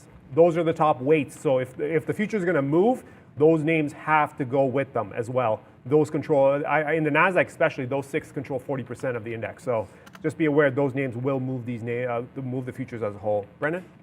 Huge volume alert there on ARC. We've been talking about some of the names in this ETF getting absolutely destroyed, but $90 got tagged there, and a huge buyer stepped up and took this thing right back up through 92.5. So volume alert there on ARC. And speaking of moves, CFVI still up 16%, but it moved back to 14. I've reloaded right in front of 14 here. My price now going to be 65s. I don't want this thing taking out VWAP, but I definitely want to make sure I get some profit if we retake 1350. I also reloaded on Lucid. I saw someone in the chat say they missed the reload on Lucid. Hard to have done it. I mean, 42 is still a thing. It just tested up at 41.65. That's where we're getting the bulk of our shares at the open, 40s to 50s. I'll add up there again, but 42 is still your stop level, and you got to respect it at this point. Only long I got is DocuSign, and again, that was a 140 breakout, right? Like that's after missing out on so much of this move. So I will go tight stop here at 139.50, even take it almost out right here, and then see if I can't hunt for a better dip buy. It's a little bit late in the move, and that's why I'm sort of going to have a relatively tight stop on this trade. That way I can't turn it into a loser. is what it is. You can't always have the best entry. And I did miss out on this buying the dip because I liked a couple others. Marvel was probably a bigger miss for me, but here comes that Lucid one more time. I'm sort of with you, Arun. I mean, well, I'm still going on the reload, but there's only so many times, if Lucid will even load for me here. Come on, let's go. Come on, Lucid. Oh, I typed NY. Anyways, there's only so many times I would take that short in front of 42 before you eventually give up. So one more chance here. It just tested 75s again. Looks like someone's holding it up at 60s. I just jumped on the offer at 60 myself. This is the last time. If Lucid breaks 42, fine. I'm definitely going to start taking some out in front of VWAP, which I had not done before. Now I want to be grabbing some in front of 40.50. So definitely some signs of strength and a rebound in Lucid Motors. But you know what? The thing that's working about this trade, look, as a Tesla shareholder, I'm not happy about this, but Tesla just rolled over again at 990. So back to the downside likely means Lucid is going to follow suit, and that's why I like that reload. Like I said, I will take some out in front of VWAP because got to start taking profit for a little bit tighter here with Lucid trying to put in. This is a wick bottom at 38. So, I want to make sure I'm taking this profit, boys. I watched that trade and I'm like, that's impressive. I can't. My style of trading, I can't do what he just did. That 41.60 short, instantly about 60 to 80 cents in the money, trying to play inside. That's impressive because I can't do it. And that's the thing with markets, right? There's so many different ways to trade and so many different styles of trading that you just got to figure out which one works for you. So everyone has different skills. Just figure out which one works for you and which one kind of fits your personality a little bit better. In fairness, I also don't take like gajillion winners on Cassava Sciences or $28 million. Oh, was it $20 winner on Snow? And by the way, I have not forgotten this. I am going to try to get Arun to do a trade of the day at the desk. His snowflake trade, obviously on Friday, for those of you that watched, certainly could have been was worthy of it. I have NVAX today. And NVAX today, I'd love for us to be able to. Well, I'll talk him into it. Don't worry about that one. But he's right. It is about different styles. You guys know I love that pop and fade trade. That's one of the things I love to do. So if I have a level to work off of, it's reload. But obviously, like I said here in Lucid, and I've already taken some out in front of VWAP, and I'll take more out. The more times you go to that well, the more crowded the trade is. Everyone looks at it and like, Tesla's falling, market's falling. Look at that great 42 level on Lucid. Well, there's twice as many people short now as there would have been at 930 when it was going crazy. So do I anticipate that it's going to go all the way to 38 in one shot and you're going to get all these great fills down here? It's less likely. It's not that it can't happen. It's just less likely the more times it tests that level. And the more times it tests that level, the better the breakout would be at 42, which I know Arun is going to be waiting for. And there's not one way to... You know what, a cat? I know you guys hate when I say that, so I will not actually say the saying, but you know what I mean. There's all kinds of ways you can trade this price action, but that 42 long is starting to look a little bit more likely here as I continue to also watch out of the corner of my eye. CFVI, I don't want that retaking 40 on me, but that's back to even. Brendo? Grub, guys, just popping up down big time this morning. There was a headline from the EU regulators talking about gig economy and further regulations on deliveries.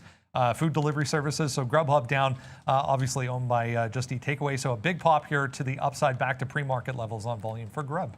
Grub. Uh-oh. Scott just said, don't look at Moderna.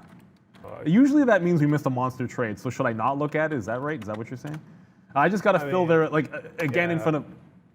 I guess it shouldn't be surprising given how NVAX went. I think it was bound to happen. But I want to say, though, Moderna, for me personally, I hate Moderna as a stock because I can't get a read on it. It's like how AMD was for me today, but Moderna's like that every day. It's just one of those names that I just cannot get a handle on how to trade, even though it's obvious. You look at the chart, you're like, oh, that's such an obvious trade. Yeah, when it works, but the problem is that it never works out this clean the majority of the time. It was one of those names where you take that 290, it's a short. 290 and you're sitting 20 bucks in the money. That's the play, right? We're sitting around 290, we break, you go for the short. If it were only ever that simple every other day, and then I would have more confidence trading Moderna, but I don't. So I'd rather just stay away. And that's why you see me most of the time when there's a vaccine play or there's these vaccine names that are hot, I'll go into NVAX because I can get a pretty good read on NVAX. But Moderna, man, I'm just terrible at trading Moderna. The way it moves. Hold on a second, but you guys, we just talked about that. I guess the trade on obviously Lucid, which is working off of 42. That 290 breakdown gives you that same level for the pop and fade, right? It doesn't. look, ultimately this is a different trade because you have to take it 86, 87, right? And then you're not wrong to 90. So you are risking $3 on that trade, in terms of gross, but it's obviously going to pay off for you, even just to the evens. That's a good risk to reward, let alone where it is now. Like I'm in enough positions here that you're not going to catch everything, but you're right. I probably didn't want to have to look at that. CFVI, just to recap another one, to update another one here. Look at that. I'm on the bid here in front of 13. You know what? I don't need that one. I'm on the bid here in front of 13, up at like 13, I think it is. And I want to make sure we get some out here. I should probably be considering taking some out for a smaller win in front of 25, 30. You know what? I'm kind of talking myself into doing that right now, just because higher lows already been put in here.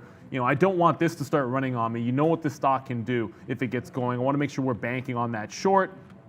ACET, which I've been holding this entire time, it's just slow grinding to the downside, and it's slow enough here, the way that it's going, that I'm just going to pop on the bid in front of 50s and maybe start adjusting my targets here that maybe it only goes to 12. That's a very, very slow grind. So like for a failure and a rollover at 930, a lot of times I'm expecting a high flyer like this to maybe move a little bit faster. So I'm going to ring the register on this one a little bit more shallow, just thinking it could be gearing up to pop. And the level it's doing this, that's loud, that one. Let me know, like, is the crashing plane like way too loud? Because it feels loud when we hear it here. This 1250, when retail came in, it was both a top and then a break. So it could be a little something here. I'll get out for 50 cents, or I guess technically that was like 70 cents, and then try to take that dollar on the last of the trade. So far, so good this morning, but it was all about the shorts because the only thing I got long, and I'll shout out to the community, is DocuSign. Tried and failed at 140 on the dip buy, but you take the same level on a breakout, $10 late, and it's working great. So I can't complain. One name I've got my hand, or not hands on. I wish I had my hands on it when it was at the bottom, but no. I'm looking at Roblox. It's one of those names that moves around a decent amount. I'm watching it trade around this 110. Okay, I see how it traded this morning around that 110, fell off all the way to 105. Now we're bouncing back. This has got the same feel that Lucid does in terms of chart setup, right? It's one of those like drop, flip, and see if you can reverse this kind of move, as long as it gets above a certain price. So for me, 112 is that marker. So if we can get above 112, I know there's a decent amount of activity between 108 going up to 112. So the stop on that would be just south of 108. But again, we need to kind of get through this. We need to grind. We're about $5.5 off the bottom there. If we can actually keep on going, just like Lucid, if we can keep on going above those resistance levels, there might be a trade there. Future is doing a whole lot of nothing. PG still kind of chugging away and trying to keep on going. It's kind of flirting with that 75, I think, 150, 175. It's kind of just waiting. It's taking its time. If it needs to take all day, I don't really care. Take it all the time you need. As long as my trail stop doesn't get hit, I'm perfectly okay. What am I looking at? I don't know what exactly is going on right now. So we'll go to Brendan with what's happening now. Hey guys, 10 o'clock, big bounces going on right now. Let's have a look at what is the market doing. 0.5% there for the S&P. You can see it's still the Dow 30 leading the big ones, 1.4%. In fact, to the upside for the Dow. The Russell, 1,000, 2,000, 3,000, all in positive territory. All were very negative right out of the gate this morning when the market opened.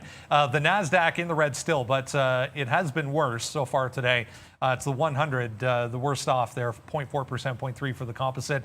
To the downside here in Toronto, 0.5% higher for the TSX. Some energy names bouncing back as well today after some weakness last week. Few things we were talking about in the pre-market if you joined us. Yeah, Coinbase kind of stalled out there. We did get a flush initially down to 244. We got back to pre-market highs. Seems to be stalling out a little bit once again. 256 trying to act as resistance. Arun was mentioning this NVIDIA fall. Yeah, ends up being a pretty good base down there around 281. 280 comes back up to 288 for NVIDIA. But again, starting to roll over, guys, for NVIDIA.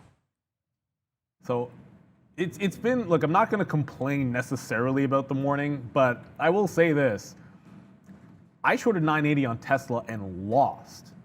Like, Tesla's back at 965. Like, came in thinking it could be weak. Like, below 1,000 was a monster level, and it's like, look, directions, calls, all that kind of thing, like, they're one thing, but execution is another. And whenever you hear any of us, whether it's Arun, Sean, myself, Brendan, I mean, even Trader Pratt might talk about it, or Greg when he comes on about, being lighter or being careful in the pre-market. It's because a lot of the times, like, you just get trapped, or you end up in a trade that you just can't hold. Like, you end up in a position where it's like, oh wow, I just got triggered in on a light volume surge down on Tesla. I can't hold this one.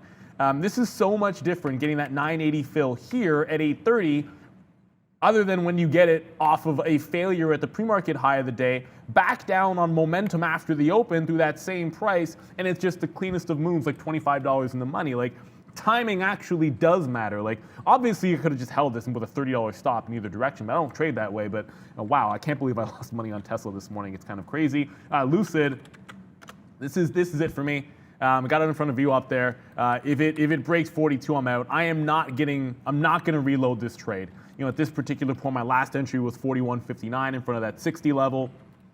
If it goes through 42, that's it. I'm not necessarily on the reversal tip because the market feels whippy enough for me there, and maybe I'm entirely wrong about that. I've been wrong in the past about reversing shorts when a level has been that good, but my stop is adjusted for the shares that we got left, and now we're just sort of holding on for dear life on Lucid. And Scott Henderson, you're right. Poor execution does mean death. So you can have all the trade ideas in the world, but you've really got to find a way to execute your plan effectively. Speaking of that plan, just to talk a little bit about DocuSign, because I don't think we went over some of this in depth for the long trade, but I'll zoom in on the 15-minute chart here. If you look at the vast majority of the afternoon, you had about a 144 top here, and then right at the open, you did have some resistance around 145. So my target zone for the rest of this trade is 144 to 145 to the upside. Not trying to hit too big of a home run. I mean, DocuSign got beat up pretty badly. I don't know why my daily chart doesn't want to go back further than this, but yeah, you can kind of get the picture here, but the market overall still not terribly strong. That's why I'm not thinking, oh, this can bounce back to 150. Yes, it's got a monster gap to fill. You'd love for it to fill back into 160. I'm not sure the market is strong enough to sustain that kind of a move. I'll be happy with $4 or $5 on DocuSign. There's a super chat there about OSCR. What's the actual name? Oscar Health. I'm just looking at it here. I'm trying to get the chart up and running. It is New York. There we go. Above 150 or 950 can't. The interesting thing about that is pretty much that's where the price is. Not the price. That's where the resistance levels are. Let me just pull this. Let me just detach. Oh damn. Okay. Let me pull it from this screen here, and here we go. Let me just get Oscar up and running. All right, this is my 15-minute chart. Let's just zoom this out here a little bit. What do we got in terms of resistance? Look where the majority of the volume is here, sitting around 10. It makes sense. There's a round number. So there's resistance right around where you would want that price to be, which is around 950 going into 10. I think once you get past 10, you can argue that there's some support here. But clearance, full clearance, to get past any resistance is going to be 11 even. That's the target. So maybe there's something to worry about as we're as high as 950. There's resistance all the way up to 960 and change, and then there's a pocket of resistance just north of 10 even. Today it's up 5.5%. Could it get above 950? Yes, but the way the markets generally tend to trade around price points like this is they need to grind. For strength to be established, it needs to grind through these prices. So grind through 950, grind through 10, and once you get above 11, then you actually are clear to go. But up until that point, I'd just be a little concerned. Can it get above 950 today? Honestly, it's a toss-up. There's support down here if it gets to like 8 and change. There's resistance up here. Odds are, if you're already in the money, I wouldn't get too greedy with it, given how much resistance you're dealing with up top. Obviously, once it clears 11 even, you have a clear line of sight all the way towards 13. Brennan? I mentioned a couple of retailers and the pre-market guys, Kohl's, Home Depot, both strong. Just saw Walmart as well. Took out day highs there on monster volume as well, 139 for Walmart, up 1%. Not seeing anything of significance, though, for Walmart, but also having a nice day.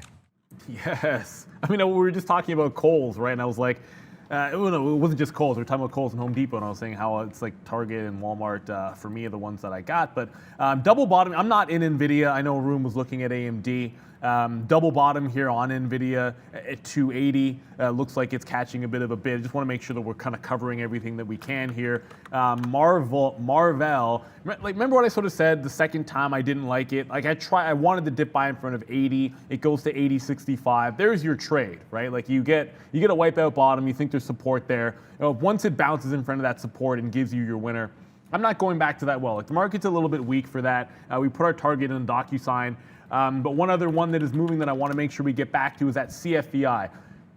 So, okay, bit of a mistake for me here. Like I was actually talking about how I should get on the bid in front of that 1330, and you guys saw I had another bid in front of 13. I moved that one up, and I didn't cancel the 13, the bid in front of 13. So I did not need to take out 2 levels there. That was obviously a bit of a mistake. So it is what it is. These things can happen. Whatever. Like I'm going to end up giving up like a good 50 or 60 cents on that trade. It's continuing through the low. The only target I have for you here, I'm going to the 15-minute now. The only target I have is right around this previous resistance, which was $12. That top break that failed was $12. I'm just going to jump on the bid in front of $12 here, and then we'll look for the $2 that way. Now, keep in mind, the reason why this is an important trade for me is I started out with the long on CFVI. Just like last week, you're not going to see the executions here, but trust me. I was long a breakout on CFVI on Thursday. I took some profit. I then reloaded at 13 and got wiped out when it took this level out at $12. And it was absolutely ugly. This time I was determined, not to just throw away money on the long trade, make sure I scalp some profit off, but find a way into a reversal short. Thank goodness it actually gave 2 tests at the high because the first one stopped me out. We're back in the second time, and now it looks like it's going to be working. So CFVI's works, but here comes Lucid. I don't know if you're going to reverse, Arun, but I am now out. I'm long. I'm out of Lucid. I'm long. I'm long at 42.02, 17 cents in the money. Attaboy. That's how fast that was. I just left the order there. Given the way it was trading, there's no way I was not going to spin this trade around. So there I am long. To stop is going to be just south of 39. We'll see how this trades out, but I am going to leave it be. Who are we going to? Miss V? Valeria, what's up? Hey guys, we've got a super chat from William H. Adventure Dog. Happy Monday. Took my first extended holiday vacation and break from trading in years. Thank you to all the calls here in the chat and destroying my weekly goal. Back to trading now, 1% daily PNL, $21.53. Well, William, welcome back to trading, and I hope you're having a wonderful day so far. Back to you guys. I was going to say something about cool. William the Adventure Dog doing well. I'm glad this channel is helping out. I know Sean and Neil are putting in the effort trying to make those calls for you guys, and that's what it's all about, right? Education. As long as you're learning and you're improving your trading and being able to take an extended vacation, every trader needs that at some point, because trading is already stressful as it is, and you just need a mental reset, especially in the wintertime for us who experience winter here. It's good to have that and good to be able to actually, kind of fund that through your trading. So good job. And much appreciated. I'm sure Sean will be as well. I'll let him know when he comes in tomorrow. And it's just overall, this is what this channel's about, right? I gotta say one other thing too, because that's a kick-ass name, man. I love the name. Like William H. Adventure Dog. I mean, that's kick-ass. I love it. So shout out to you, and of course, thank you. Someone just said we also got another super chat. Thank you, Lost Boy. But Long Doan, can I go long on Facebook?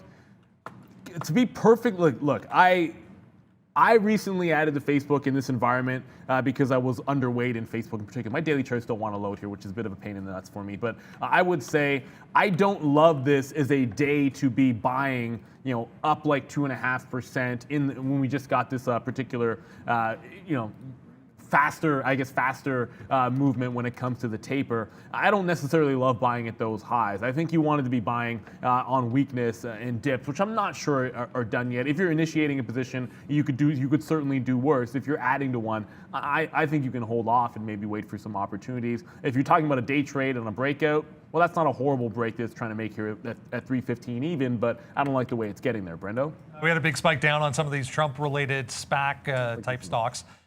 Here's why. Right at 9 o'clock, Digital World Acquisition Corporation receiving an inquiry from U.S. regulators, both, guys, the SEC and the FTC, apparently looking into this. So that's just coming out here for DWAC, that Rumble SPAC as well, moving down. Yeah, Neil and I were just talking about Lucid. It was like, here's the saying, it's like if the level's that good that long, you just take it when it goes. And that's kind of, I just said it. Once I knew it was kind of mess around that price point, I'm just like, I got to go long. And I'm not even going to bother waiting to see how it trades. I just want to be a part of it. Now it's like 60 cents in the money. There's no way. Some of these names, you just got to go. The way they trade, you just got to go. And Lucid is one of those names, and you've got the support backing it now. What's the first target on Lucid? It's going to be up here around that 44.50 mark. We talked about this earlier. 44.50 going up to 45 is going to be the first target. Anything in between, I'll let it be. I'll let it come down to 39. If it wants to come all the way back down to 39, I'll let it be, and we'll wait this one out. But I am going to wait for 44.5 at least on Lucid. And PG is still going towards that 152. It's at 151.99, so that's $1.83 in the money. So 2 longs. What does that mean? If I've got 2 longs that are in the money, you got to take a look at the futures. What are we doing? Oh, we're north of the 75 now. Now I can start working some futures trades as well. Oh my God. I'm thinking 75 long. I'm going to let this settle in a bit. 75 long with the 50 stop is what I'm thinking for the futures on the S&P. That's about 25 points in risk if I can even get that fill. I may have missed the window for that fill. Damn. But I am going to leave the order there, see if I can get a fill in the futures as well. So 2 longs right now working out well, and we're going to wait on the S&P futures. Another name I've got, though, that I want to kind of possibly take, Caterpillar, sitting around that 200 mark. It is kind of flirting with that 200 mark a few times. We got as high as like 230, 235, refusing to get above. But once we get above and get some trading done, I will participate in the Caterpillar long as well. I think I heard, was that Brendan again? No? Okay, my bad. The banks, by the way, just we did talk a little bit about those. Just going to note JPM breaking towards its high of the day, still looking relatively strong. That Lucid, I should have, you're probably right about that, Brendan. It was, not Brendan, Arun. It was a good reversal. I did not take it. As you can see, I don't have it on the position board. I want to come back to Home Depot because that looks so strong. Off the open, breaking out that 415 level. It's just come back in. I see one little wick below, but 415 is back here for support. The volume is not tremendous on this name, but certainly it's found a little bit of a consolidation on that 415 support level. The only long I got on is that DocuSign at 140. I still have my same target between 144 and 145 load. There we go. Looks like it's making a break to that level right here, right now. Overall, I mean, the NASDAQ's green, but we still have that 15.8 level, which is, a high that's going to get tested, and then 4,600 on the ES. That's why I don't love buying some of the equities up here because you might run into those levels and get a bit of a pullback, and then you might want to wait for that little pullback. Tesla is about $15 below that $1,000 mark. Either way, like I said, I'm looking to cover my long position on DocuSign here, and then look for dips on other names. CFVI looks like we missed the bottom by just a little bit. I was sitting in front of 12, it got to 1233 here. So, as long as we hold this cluster, you can make a test lower. There's no point me being on the bid at 1225 when the current low of the day is 1235. If it breaks that level, I think it goes all the way to 12 even. And Rivian on the move again. Thank you, Prad. Just broke the high of the day. 100 holds in the pre-market on Rivian, then 125 holds. And now you're breaking out at 108. 112 is resistance there. It gets there. I think Rivian's a short at 112. I didn't think that would happen today. Apparently, I was wrong about that. Yeah, there's some chatter about in the chat about AMC taking 29. My only issue with AMC taking 29 is what's the risk on that trade? If you take 29, where are you going to put the stop? It's got to be south of 27, right? So if I'm putting $2 in risk, can I get $2? I'm probably going to hit resistance in about $1, 30 half. So there might be a trade there. I just don't think it's there just yet. It may have to be one of those, either take the 31 half break to the top end or wait for it to actually go up and then come back down towards 28 half, 28 even before kind of just catching a bid instead of going for the break itself, because it may be limited in terms of resistance up top. So there might be a trade there. It's just a matter of the timing of it. Hey, trading's all about timing, right? Split-second decisions make you a ton of money or lose you a ton of money. And sometimes prices need to be kind of controlled just to control your risk. Trading's all about controlling your risk and then taking the right shots at the right times. That's all it really is at the end of the day. It's just, and your strategy is just a matter of finding a way to do it. So for me, going back to the futures, remember I talked about that 75. I've got a bid there. You see this green line here. That's me waiting to get a fill here in front of 75. Man, the way that's like 8 points below, because it just goes to show how aggressive these markets are, because this is essentially 10 points from, almost 10 points from where I would have liked to prefer to take the trade. But at the same time, I'm willing to let it come back 10 points just so I can get a fill, because the trade is still valid even if it were to fall. So I'm putting up 25 points in risk, see if I can get a fill in front of these 75s on the long side. Up until that point, I'll maintain the Lucid long and the PG long. Lucid, $2 away from my first target. PG, there's no target because there's no resistance levels that I can see that I want to work with. So we're just going to kind of trail this all the way through. It's $1.88 in the money right now, so we'll just leave it alone and see if we can actually manage this one all the way through at some point. NVAX, my biggest winner. I got out at just north of 146, right, on the second half of the position. It kind of got up to 150 and then started leaking back down towards 144.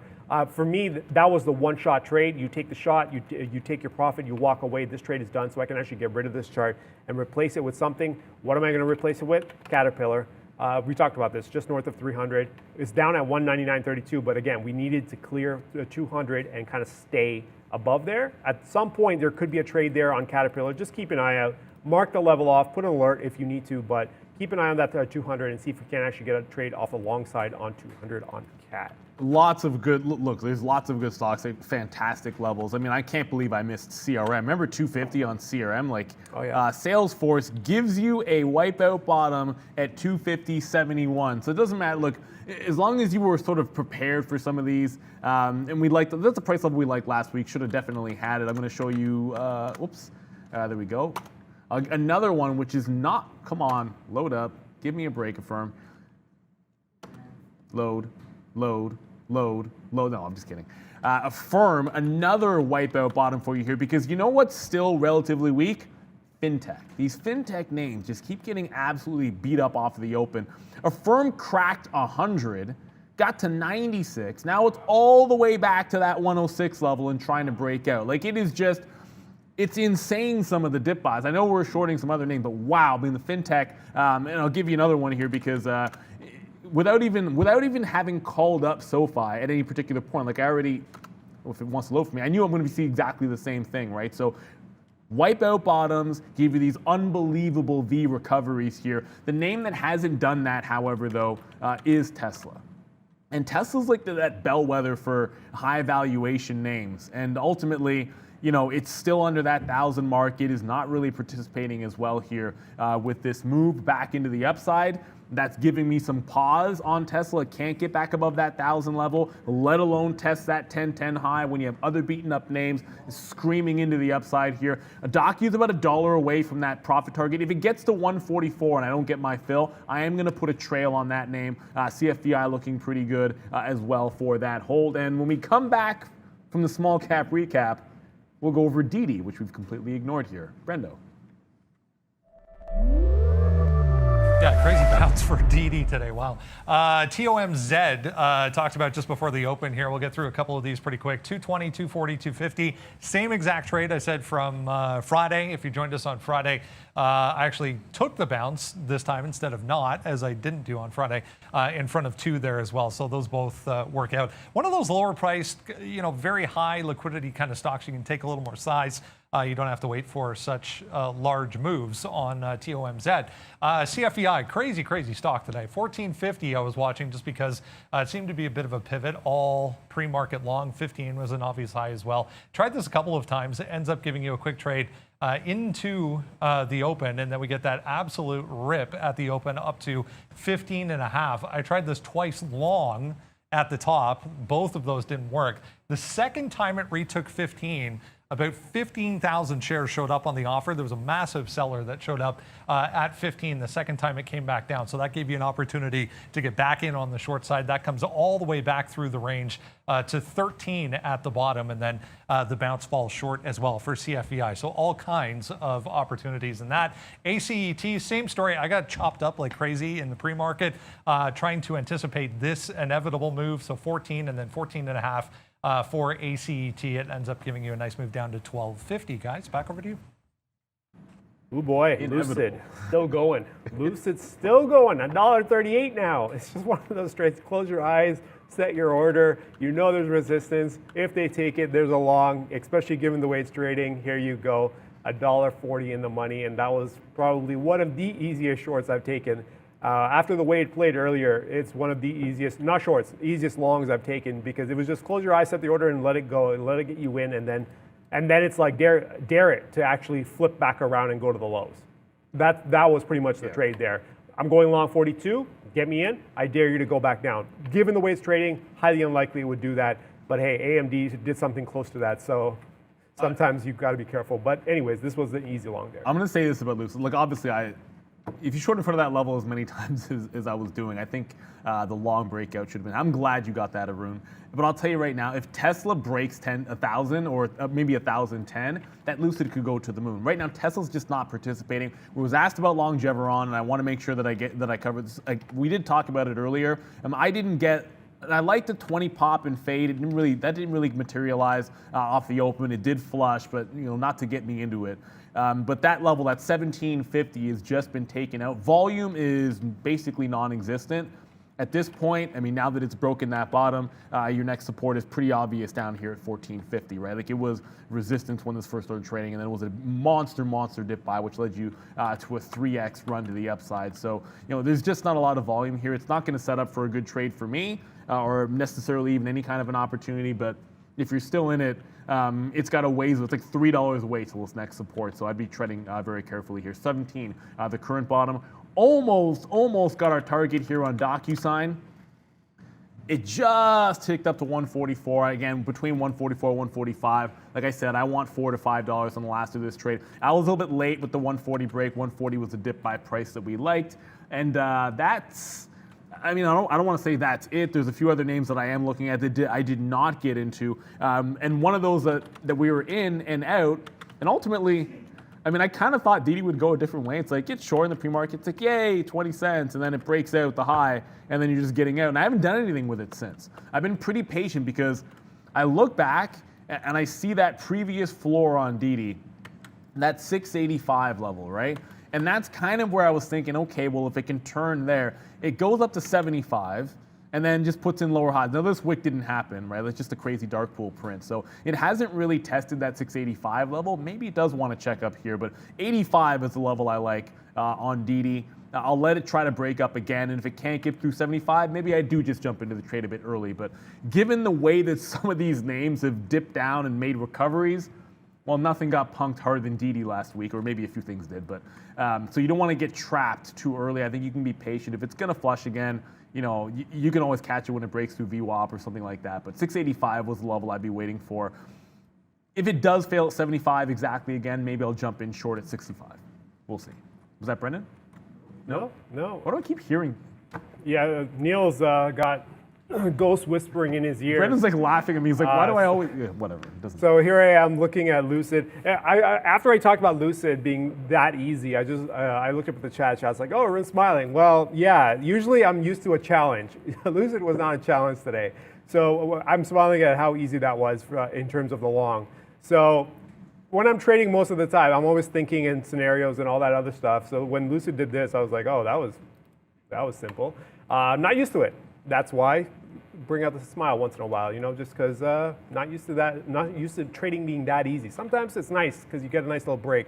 But we got to find some more stocks here. Roblox, remember we were talking about that 112 long. If it gets above a 112 and stays above 112, then there's a trade there. I'm still looking for that. It's flirting with that 112. It's about 20 cents away, but I also want to see how it trades above 112 before I step into a long. So we've got that Roblox long waiting, and remember CAT as well, north of 200. We just got to get it trading above 200. The way it's trading, it's kind of setting up for something, whether it's a break to the downside or a break to the upside. It's entirely possible, the way it's moving though, that it actually takes off towards 201 into 201.50, and then you may have to leave an order there to kind of just get filled on the move back down. But for now, we're going to keep an eye on CAT. I'm still trying to get these futures, but they don't want to come down to a price that I'm willing to trade at, and they're trading at 86s. So disagreement between price, or what is the acceptable price between the market and myself. So I'm just going to leave the order there and see if I can get a fill. I'm actually thinking of moving the order down. Given the way it's moving around, I think I can actually get a better risk on this trade versus 75. I actually might move it a few points down just to get a better price. I think I can get a better price. Forget about how it's moving right now. I think I can get a better price on the futures. So let me go ahead and move the order on the futures down just by a few points so I can actually get a lower risk on this trade here. There we go. We'll leave it there. Okay, Lucid. Damn it, Lucid. I was just talking about how easy it was. It was continuing towards that 44.50. Yeah, now I just got to trail it through. But 44.50 was that first target I'm still looking at. They got above 44, and now here they are kind of snapping back down below 44 towards 43.75. I'm just going to trail this one. I just got to figure out where to trail it. I'm going to do this one. We'll go fist bump because I'm glad you got the Lucid. I got out of DocuSign just now. And the sort of thing about having a target like that is, and the market's still, so we're still below that 46 on the ES. We're still below that 15.8 on the NASDAQ. But DocuSign decides to say, hold my beer, chew right through that 145 level. So I'm out of the trade. Like I said, I'd shoot for that $4 on the second half.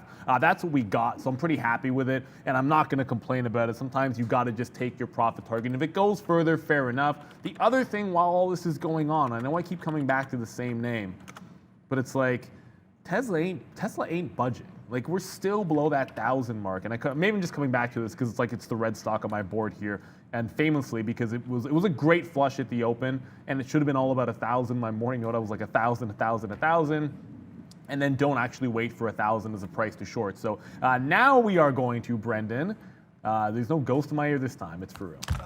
No, but I think there is one maybe flying around today. CCL I just saw popping up first off, guys. So CCL moving back to day highs.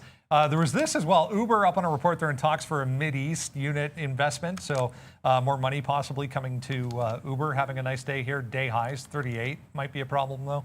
Heads up on Uber. It's 10:30. Let's get a check on how things in Europe are doing. 1 hour left in the session over in Europe. What's up, Miss V? Hey Brendan, European markets are positive overall. Just Eat Takeaway trading in Amsterdam is down 6% after Bernstein downgraded the stock and cut its price target. Back to you. Also, anyone wondering about Taco, TACO on the NASDAQ, a buyout today. It's, I think, 1251, just popping up to day highs on TACO. Oh, so I got something for that. Like, I actually, and no, it's not a taco joke, although I actually had tacos last night. It was taco night last night, so at least in my house. Del Taco. Taco's Del Taco, and it's Del Taco. Anyways, I got in and out of this thing one time because you guys know sometimes I'll trade these leverage buyouts and I'll be pretty active taking spread and whatnot. There is a quarterly dividend, like a 4-cent quarterly dividend that would get paid on this.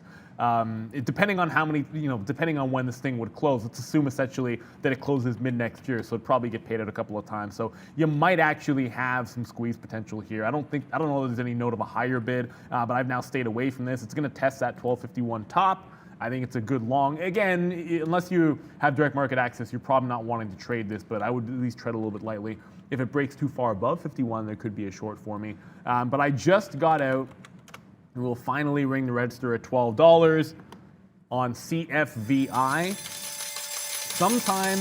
Sometimes the best trade you make can be not making a trade. Obviously, the long trade I did start out with CFVI. And then other times it can be having a stop and just trying to play it cautious, right? So the entire theme, and on Thursday, this fill getting out of a short is the equivalent of where I went long on CFVI on Thursday. I was determined that if it made a fail at the high of the day, this is me sort of getting wicked in and out there, and then jumping back in at 15.10. And then from there, it was only short. It was then short on a break at 13.50. It was short in front of 14 even, which we just covered there at $12. Determined to learn that lesson that when this thing fails, it was going to be an epic one, just like it was on Thursday. You don't want to get caught trapped in a long. You didn't have to short it, but you definitely don't want to be holding that long too far against you there. One that might not work out, though, is that ACET. Remember I said it just was not really falling very fast? I love the entry point here. It gave you a nice 13.20 entry off of a fail break at 13, that 13.50 level getting taken out. But it couldn't really fade fast enough. Like I would have expected it goes to $12 faster than it did. Now we're right back into VWAP. It pressed up to that 13.50 level and has failed. So I like it around the same price as I sit here and talk about it and then miss out on the trade. I'll see if I can get 13 quarters again. If I can, clean stop at 13.50 makes sense to me, and then we'll see where we can go from there. At this particular point, you did have the futures just turn around on 15.8. I'm sure Arun will talk to those a little bit, but Rivian up to that 110 level, so it's getting really, really close to that 112 that I liked. Super, super strong move for Rivian off of 100. But certainly this is what I'm talking about, that 112. It's not just where it faded from Friday, but you go back to Thursday in the afternoon. Thursday afternoon top 112.50. So the next trade looking like it's going to be a Rivian fade at 112. Yeah, we're just looking at Roblox. This is the one trade I wanted to look at. I remember I was looking for a long on Roblox or north of 112. I've got the order there. It's just a matter of waiting, and it just, the way it works, it's moving around so weird. It's like flashing up and down. So we're waiting for a fill on Roblox, and another name that I was actually looking at. Remember, we still have CAT. We're still kind of keeping an eye on around 200. It is above 200 now. Now it's above 200, but it's a matter of like, we've been here before. We've been here many times this morning, and it's just a matter of we just got to get some fills done, some buy side strength established. There's going to be some selling coming in. It's just a matter of kind of sticking through that and going for the long. But we're going to wait for CAT. There's going to be a time for the long. It's just a matter of when is it. Can we actually get through this? Maybe if we go above 200, that makes me feel a little bit better about how CAT is going to play. But I am looking for a long run on CAT. And what was the other one? Roblox as well I'm looking for. And then on the futures side of things, here we are. I've moved the order down by a few points. I'm sitting closer to 70 than I was at 75 now. It makes sense why it's hesitating around this 90 mark. Remember, our our top end level is 46.20, bottom is 45.20, and we had that 45.75 there that now kind of broke. So I'm trying to go for the long and try to play for the upper channel here. So go for the long, put up the risk, and see if we can get it towards 4,600. As I talk, I'm looking up top. Roblox now above 113. I've still got that bid down closer to 112 that I'm trying to get a fill on. But damn, this thing is taking off. But okay, futures. So I've got, how many orders? I've got Lucid offer, trying to get a fill on profit-taking fill on Lucid. Where's my Lucid chart? Here we go. Yeah, highly unlikely I get that fill. I'm going to probably hit the trail stop here just south of 43. So if we end up below 43, I'm just going to walk away from this trade. Take my, what would it be? It'd be like 90-something cents on Lucid. That was free money, so I'll take that, walk away from Lucid, and we're going to wait for Roblox fills. We're going to wait for futures fill. Futures now coming back towards 78. Okay, I can work with this. I'll catch a bid. If I need to move this up, so this is a flexible situation here. I've got the order just below 75, but if we can't get below 75, then I'll move it up and take closer to 75. So for now, I'm hoping to get a better price, but if I need to, I'll step up and take a higher price than I would. PG, let's take a quick look at PG. PG does not want to move away from 152. That's perfectly fine. I'm long, oh yeah, what did I just get hit? Oh, Lucid just got me out. So I walked away with 91 cents on Lucid on the trail stop. PG, we're $1.87 in the money, we'll let it be. There's nothing to do except trail this, and the trail is going to be south of 151, which locks in about 80-something cents. So I'm perfectly okay leaving PG to kind of do its own thing. This is the kind of trading I was expecting on PG, which is like very slow and kind of methodical, not the initial $1.50 pop. That was surprising to see on PG. I just got a fill on Roblox as well. I am now long Roblox, 112.13 on the way down. Remember, the stop on this is, what do I got for the stop on Roblox? The stop is south of 108, so it's about a $4 and change risk. I think I can get to about 116, 117. That's the only reason I'm willing to take that shot. So we are long on Roblox and PG. Brendan? BFLY just popping up on some volume. Wanted to mention this ACET one more time. Remember, there was a positive cancer study data released, 3-year cancer study. Also worth noting, 313 million on the market cap. I mean, the free float's 27 million, but relatively small. So maybe some covering coming in here, guys. Back to 14 on a big pop there for ACET. Absolutely, and I did not look at Gift Horse. I haven't used this one in a while because I feel like it's almost played out, but I'm not going to do that on Rivian. We shorted it in front of 112. Someone rightfully asked where the stop would be on Rivian, and it's not for me at 112. I showed you guys that 15-minute chart where 112.50 is a level that I like better. It allows me to play a short right in front of 112, and if that holds, great, and if it doesn't, guess what? If it breaks 112 even and can't get through the 50, which it already did once, it does it twice, it's an even better short. So it traps some longs in that 112 that couldn't get through that 50 mark. I took some out in front of 111. I'll take some out in front of 110 and see if we can't get a 109 level as well. If I'm able to reload here, then maybe I think it can be a VWAP trade, but I'm going to keep it tight to the vest here a little bit. And that ACET, got stopped out when it broke that 1350. It then tested I mean, it didn't quite get to the high of the day. It tested up here, got to 1450. That's this lower high from the pre-market. Remember, this had that clean $15 high. That's got to be the out, right? But I like the fact that it failed lower. Once it did, I jumped in front of the lower level there at 1450. I would have played it again at 15 even. Now we'll see if we can get a VWAP retracement on this name as well. I don't want to.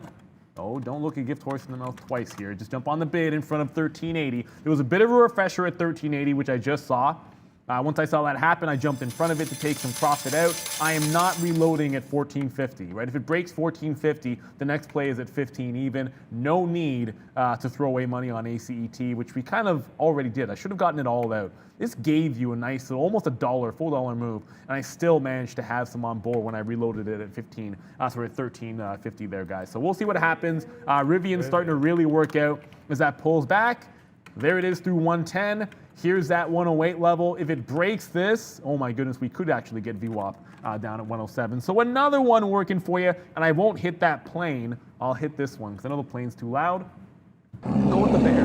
Even in an up market, I missed some of the dip buys there, only really got to DocuSign, but early on I was like Rivian, 112, that's the area, price area. Was able to get 112 as a short. That 112.50 was a good stop there from the 15-minute chart, guys. Sometimes you have to wait it out. Like if you try too early on this, you're kind of tricked into a 110 because it's a round number. Wait for your entry price. Patience is a virtue.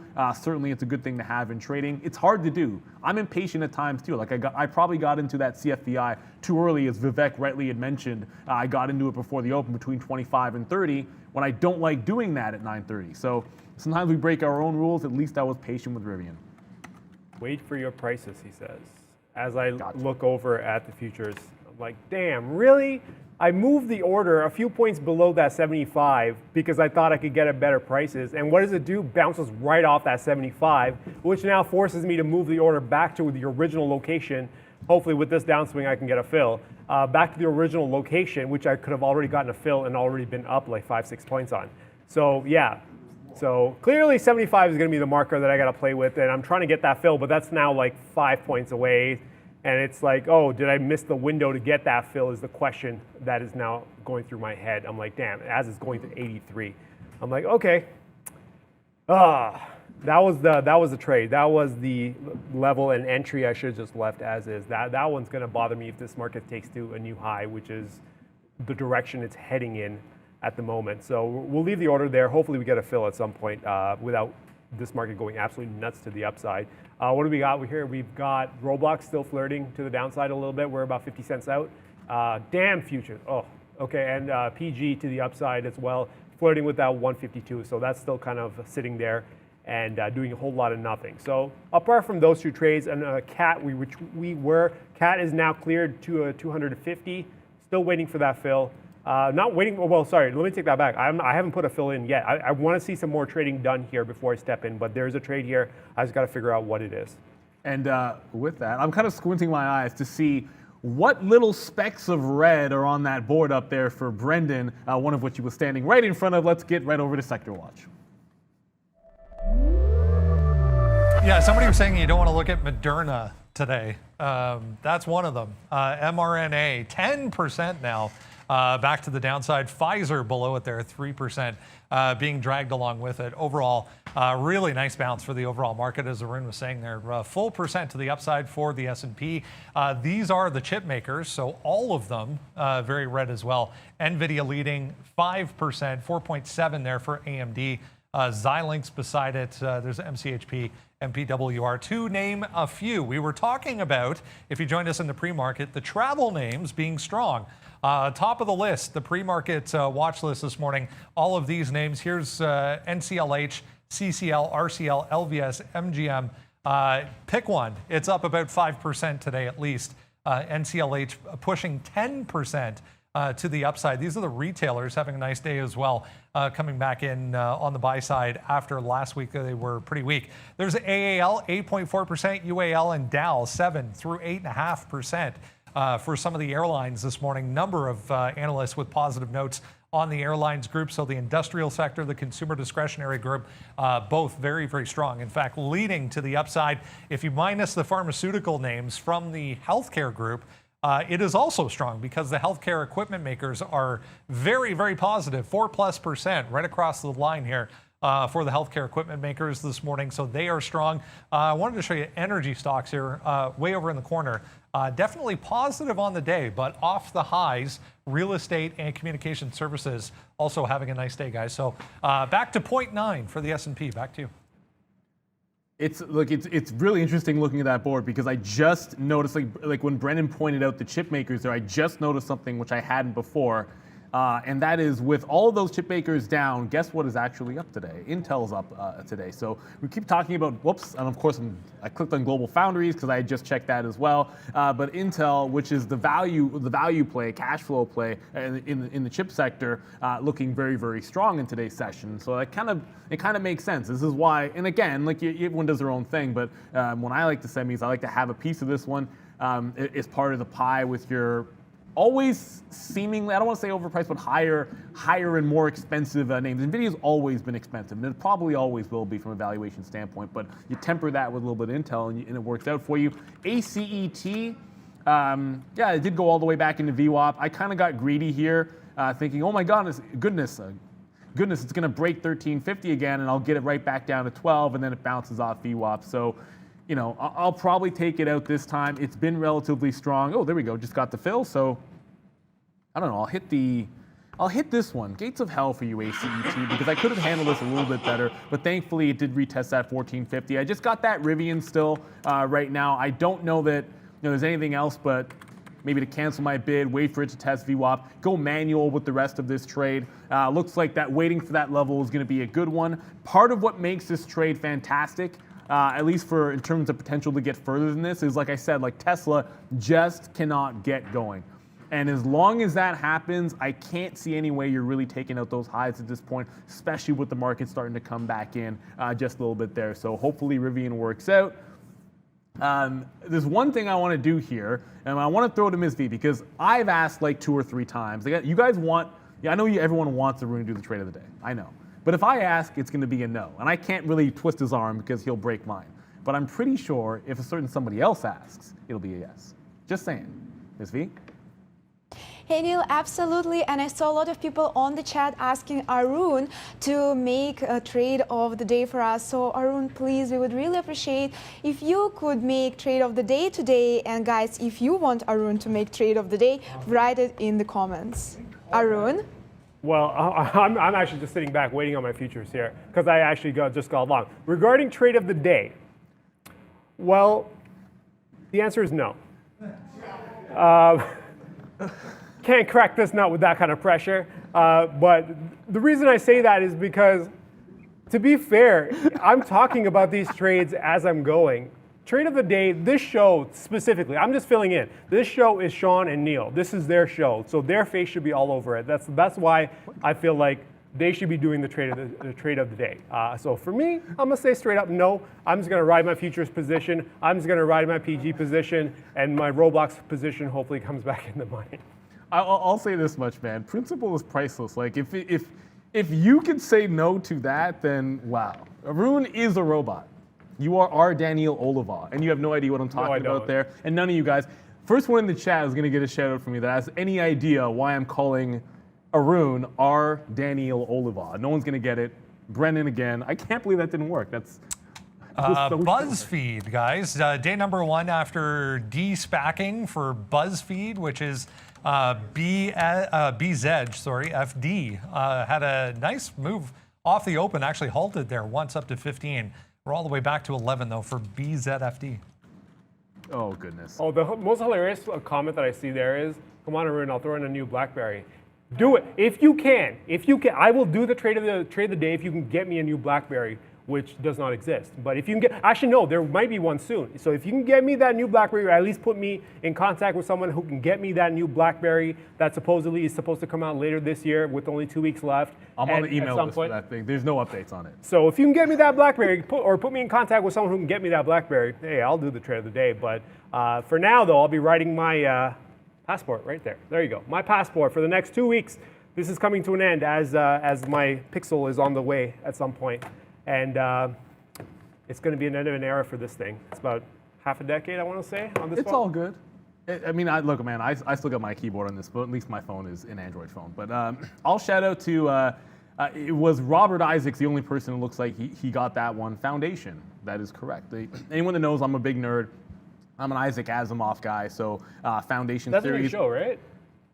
Or is it a remake? Look, I'd rather not talk about the Apple TV. I got Apple Oh. TV specifically for the Foundation show, and let's just say the writer's taking some liberties that are ridiculous as far as I'm concerned, and it is what it is. But I'm still going to watch it because I'm a bit of a nerd, and I got it. I've been waiting so long for it. I'm literally rereading all of the books right now. I'm on the robot series as we speak. Robots of Dawn, fantastic novel if you've never read it. DraftKings, because we should be talking about all of the strength overall in the market, and a lot of it is in the most beaten up of names, DraftKings. And look, and the only reason I want to come back to this, we have 10 minutes to go. I'm only in the Rivian trade. It's going to be a good one, fine. I don't really see any entries on anything else unless ACET goes back to 15 even. But when we talk about these wipeout bottoms, if you get something this depressed, now have a quick look at this double bottom at 27.50 from Friday. If you get something like that, where it's failed, first of all, it gives you two trades. Failed breakout at the open at 28.50, $28.50. Low of the day at 27.50 was that wipeout bottom from Friday as well. And then you start going. It's not that you have to be on the bid in front of 27.50 here. Like there's a 99.999% chance if Sean is here, he has this trade, almost certainly.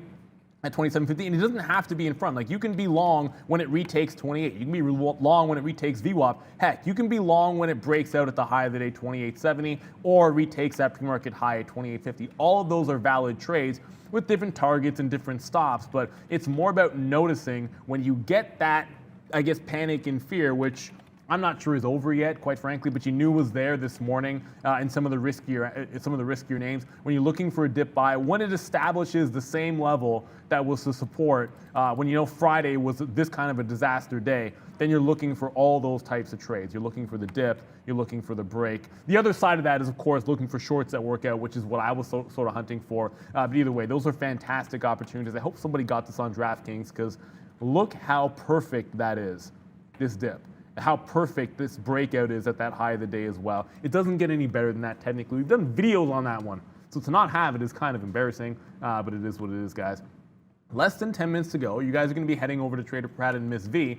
I wish I had another trade in here for you guys here. I know some things are starting to move. I did not get the bottom on Rivian because it looks like it doesn't want to go all the way to VWAP, but it's not really, like it's not terribly concerning it checking up at this level here. It did bounce off 107.50 like that. If we bounce off 107.50 again, I might take it out in the 108.50, 109. I still think it has a chance to get back down into VWAP, especially with the weakness that Tesla has, still below VWAP, still below 980 itself, and the market holding in negative territory. So as good a bounce as it was, the overall market is not as strong. Like the ES is leading the way because those travel and cyclical names are strong.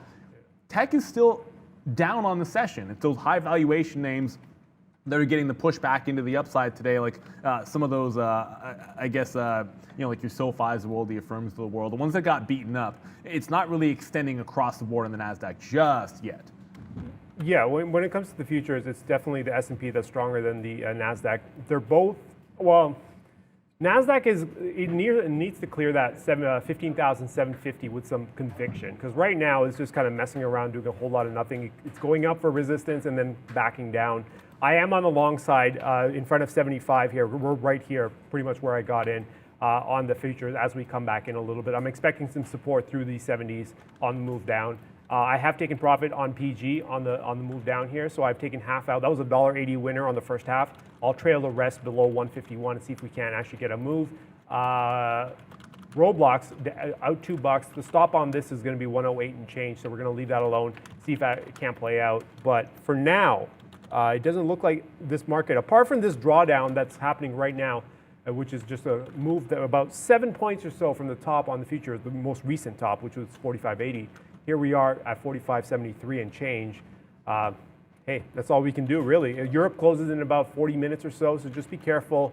European closes tend to bring some volatility, so that might just amp up the game a little bit for the stocks you're in, maybe your travel names, and depending on how Europe wants to close as well. Futures might get a little bit more aggressive as well as we get towards the European close at 11:30 Eastern time, which is 40 minutes. Until then, we got Brendan at the big screen. Strength right across the board. I'll show you for currencies today, guys. You can see the U.S. dollar not leading the way, but up on the day, 0.2% for the DXY there. Euro had a bad number this morning, or not a bad number, but a negative number this morning, dragging it down 0.4. But everything else, Canadian dollar, 0.4 to the upside. British pound was higher. It's now back to flat, essentially. Japanese yen, Swiss franc, Australia, New Zealand, even Turkey, all in positive territory so far. This is how things look down here for cryptocurrencies right now. Still about 9% for Bitcoin. We got back to late September, early October levels over the weekend, holding 47, 48 right now, trying to get back above some key levels here. But if you go out to a daily chart, 47 to 48, very, very key level for Bitcoin to hold. But this is what Bitcoin does. If you go back long enough over time, 69 at the top, we're back to 48. Hard to believe, guys. I want to say it is. I think it's the speed with which sometimes that it happens. It just shocks people. I've probably, like, maybe at least under my breath sometimes lamented at the amount of leverage I think that's in crypto right now, and I think it doesn't really help stability a lot of times. I said this would be an issue if Rivian failed to get through that 107.50. I mean, it just did a failed break through that price right now. So, you know, if we hang up in here, I might put a trail on this at 109. I'm kind of just playing it by ear at this particular point. I'd rather read the tape because it feels like with the market coming back in, it's a short that I want to hold on to a little bit here. So I'm gonna stick with Rivian at least for now. But there are some signs of this slowing down here, guys. And CFVI, I see a few people talking about this one. So it turned at 12. Looks like that's gonna obviously have been a pretty good out here. But like, I know it's coming back up, but the short break was a 13.50 and then 14 even. So I'll pop to the 15-minute chart just to give you a quick look. There we go. A quick look at some of those levels. Here is your 14. This is the reason why when it popped here in the VWAP, I'm looking at 14. That was that failed breakout on Thursday. So as it gets up here, I don't like, there's no obvious, like, VWAP is clearly a thing here. 1350 is a round number, but 14 is the real level for this name. So I'm not in it back into the short side until it either breaks VWAP and tests 14 even. I can sit this one out. It's already worked out pretty well. I'm obviously a lot happier with how it went today in CFVI than on Thursday when it was bungled by myself. It is, well, we have like 4 minutes to go here, but I already see what's on like the national day on the screen. And there's like very few times, I know you put it up there and it's like, I already see it, guys. So it's been spoiled for me. It's not something that I'm overly fond of, which usually doesn't happen with the national day. I don't want to be spoiling it for everybody, but I'm sure Ms. V will make it sound nicely. Are we ready to go to see what national day it is so these guys can find out? So I can say something about it too? I'm not a fan. Valeria, what's the national day? Hey guys, well, it's National Gazpacho Day, cold soup. We were discussing with Brandon that it's weird that cold soup National Day is in December. Anyways, shout out to all the gazpacho lovers. Thank you guys for starting this trading week with us. Please make sure you like this video. We have more than 5,000 people watching and just 1,200 likes. So please support the community, smash the like button and join Memes and Movers to keep trading with me and Prad. Happy National Gazpacho Day again. Cold tomato soup. Someone just said I always spoil it. I didn't spoil it. I just said in advance that I wasn't a huge fan. And I'm not a gigantic fan of gazpacho. It is what it is, to each their own. Like maybe even in like in the summer, maybe like if it's hot out, I totally get it. And I've had it before and certainly enjoyed it. It's just, it would never be, like, there's never a moment where I'm like, oh, I'd love to have that. I can't say that that's ever true. I will say this, Sean might not be here. We probably would have talked a heck of a lot of football if Sean and I were here. If Sean was here. You're watching the Bills, right? That's why you're not coming in tomorrow? That's not, okay, first of all, we got forced to take a lot of days off, right? And it's like, I'm not really planning any vacations or anything like that at this late in the session. So I started thinking about, like, what possible excuse can I have to take random days off?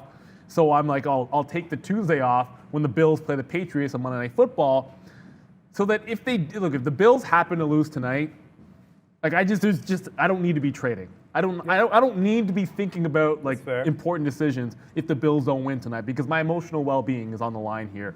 The simple fact that they've thrown this one away and it could be the Patriots back on top makes me almost sick to my stomach at this point, because the Bills had all the runway in the world for this to be their years. Anyways, that's neither here nor there, but I know you're not a huge football guy, but I'm not a huge cold tomato soup guy either. I personally prefer my soup to be warm or hot, actually. So I have had gazpacho here and there, and in small quantities, it's delicious. I just don't think I can do the level of acidity that's in tomato soup as a whole.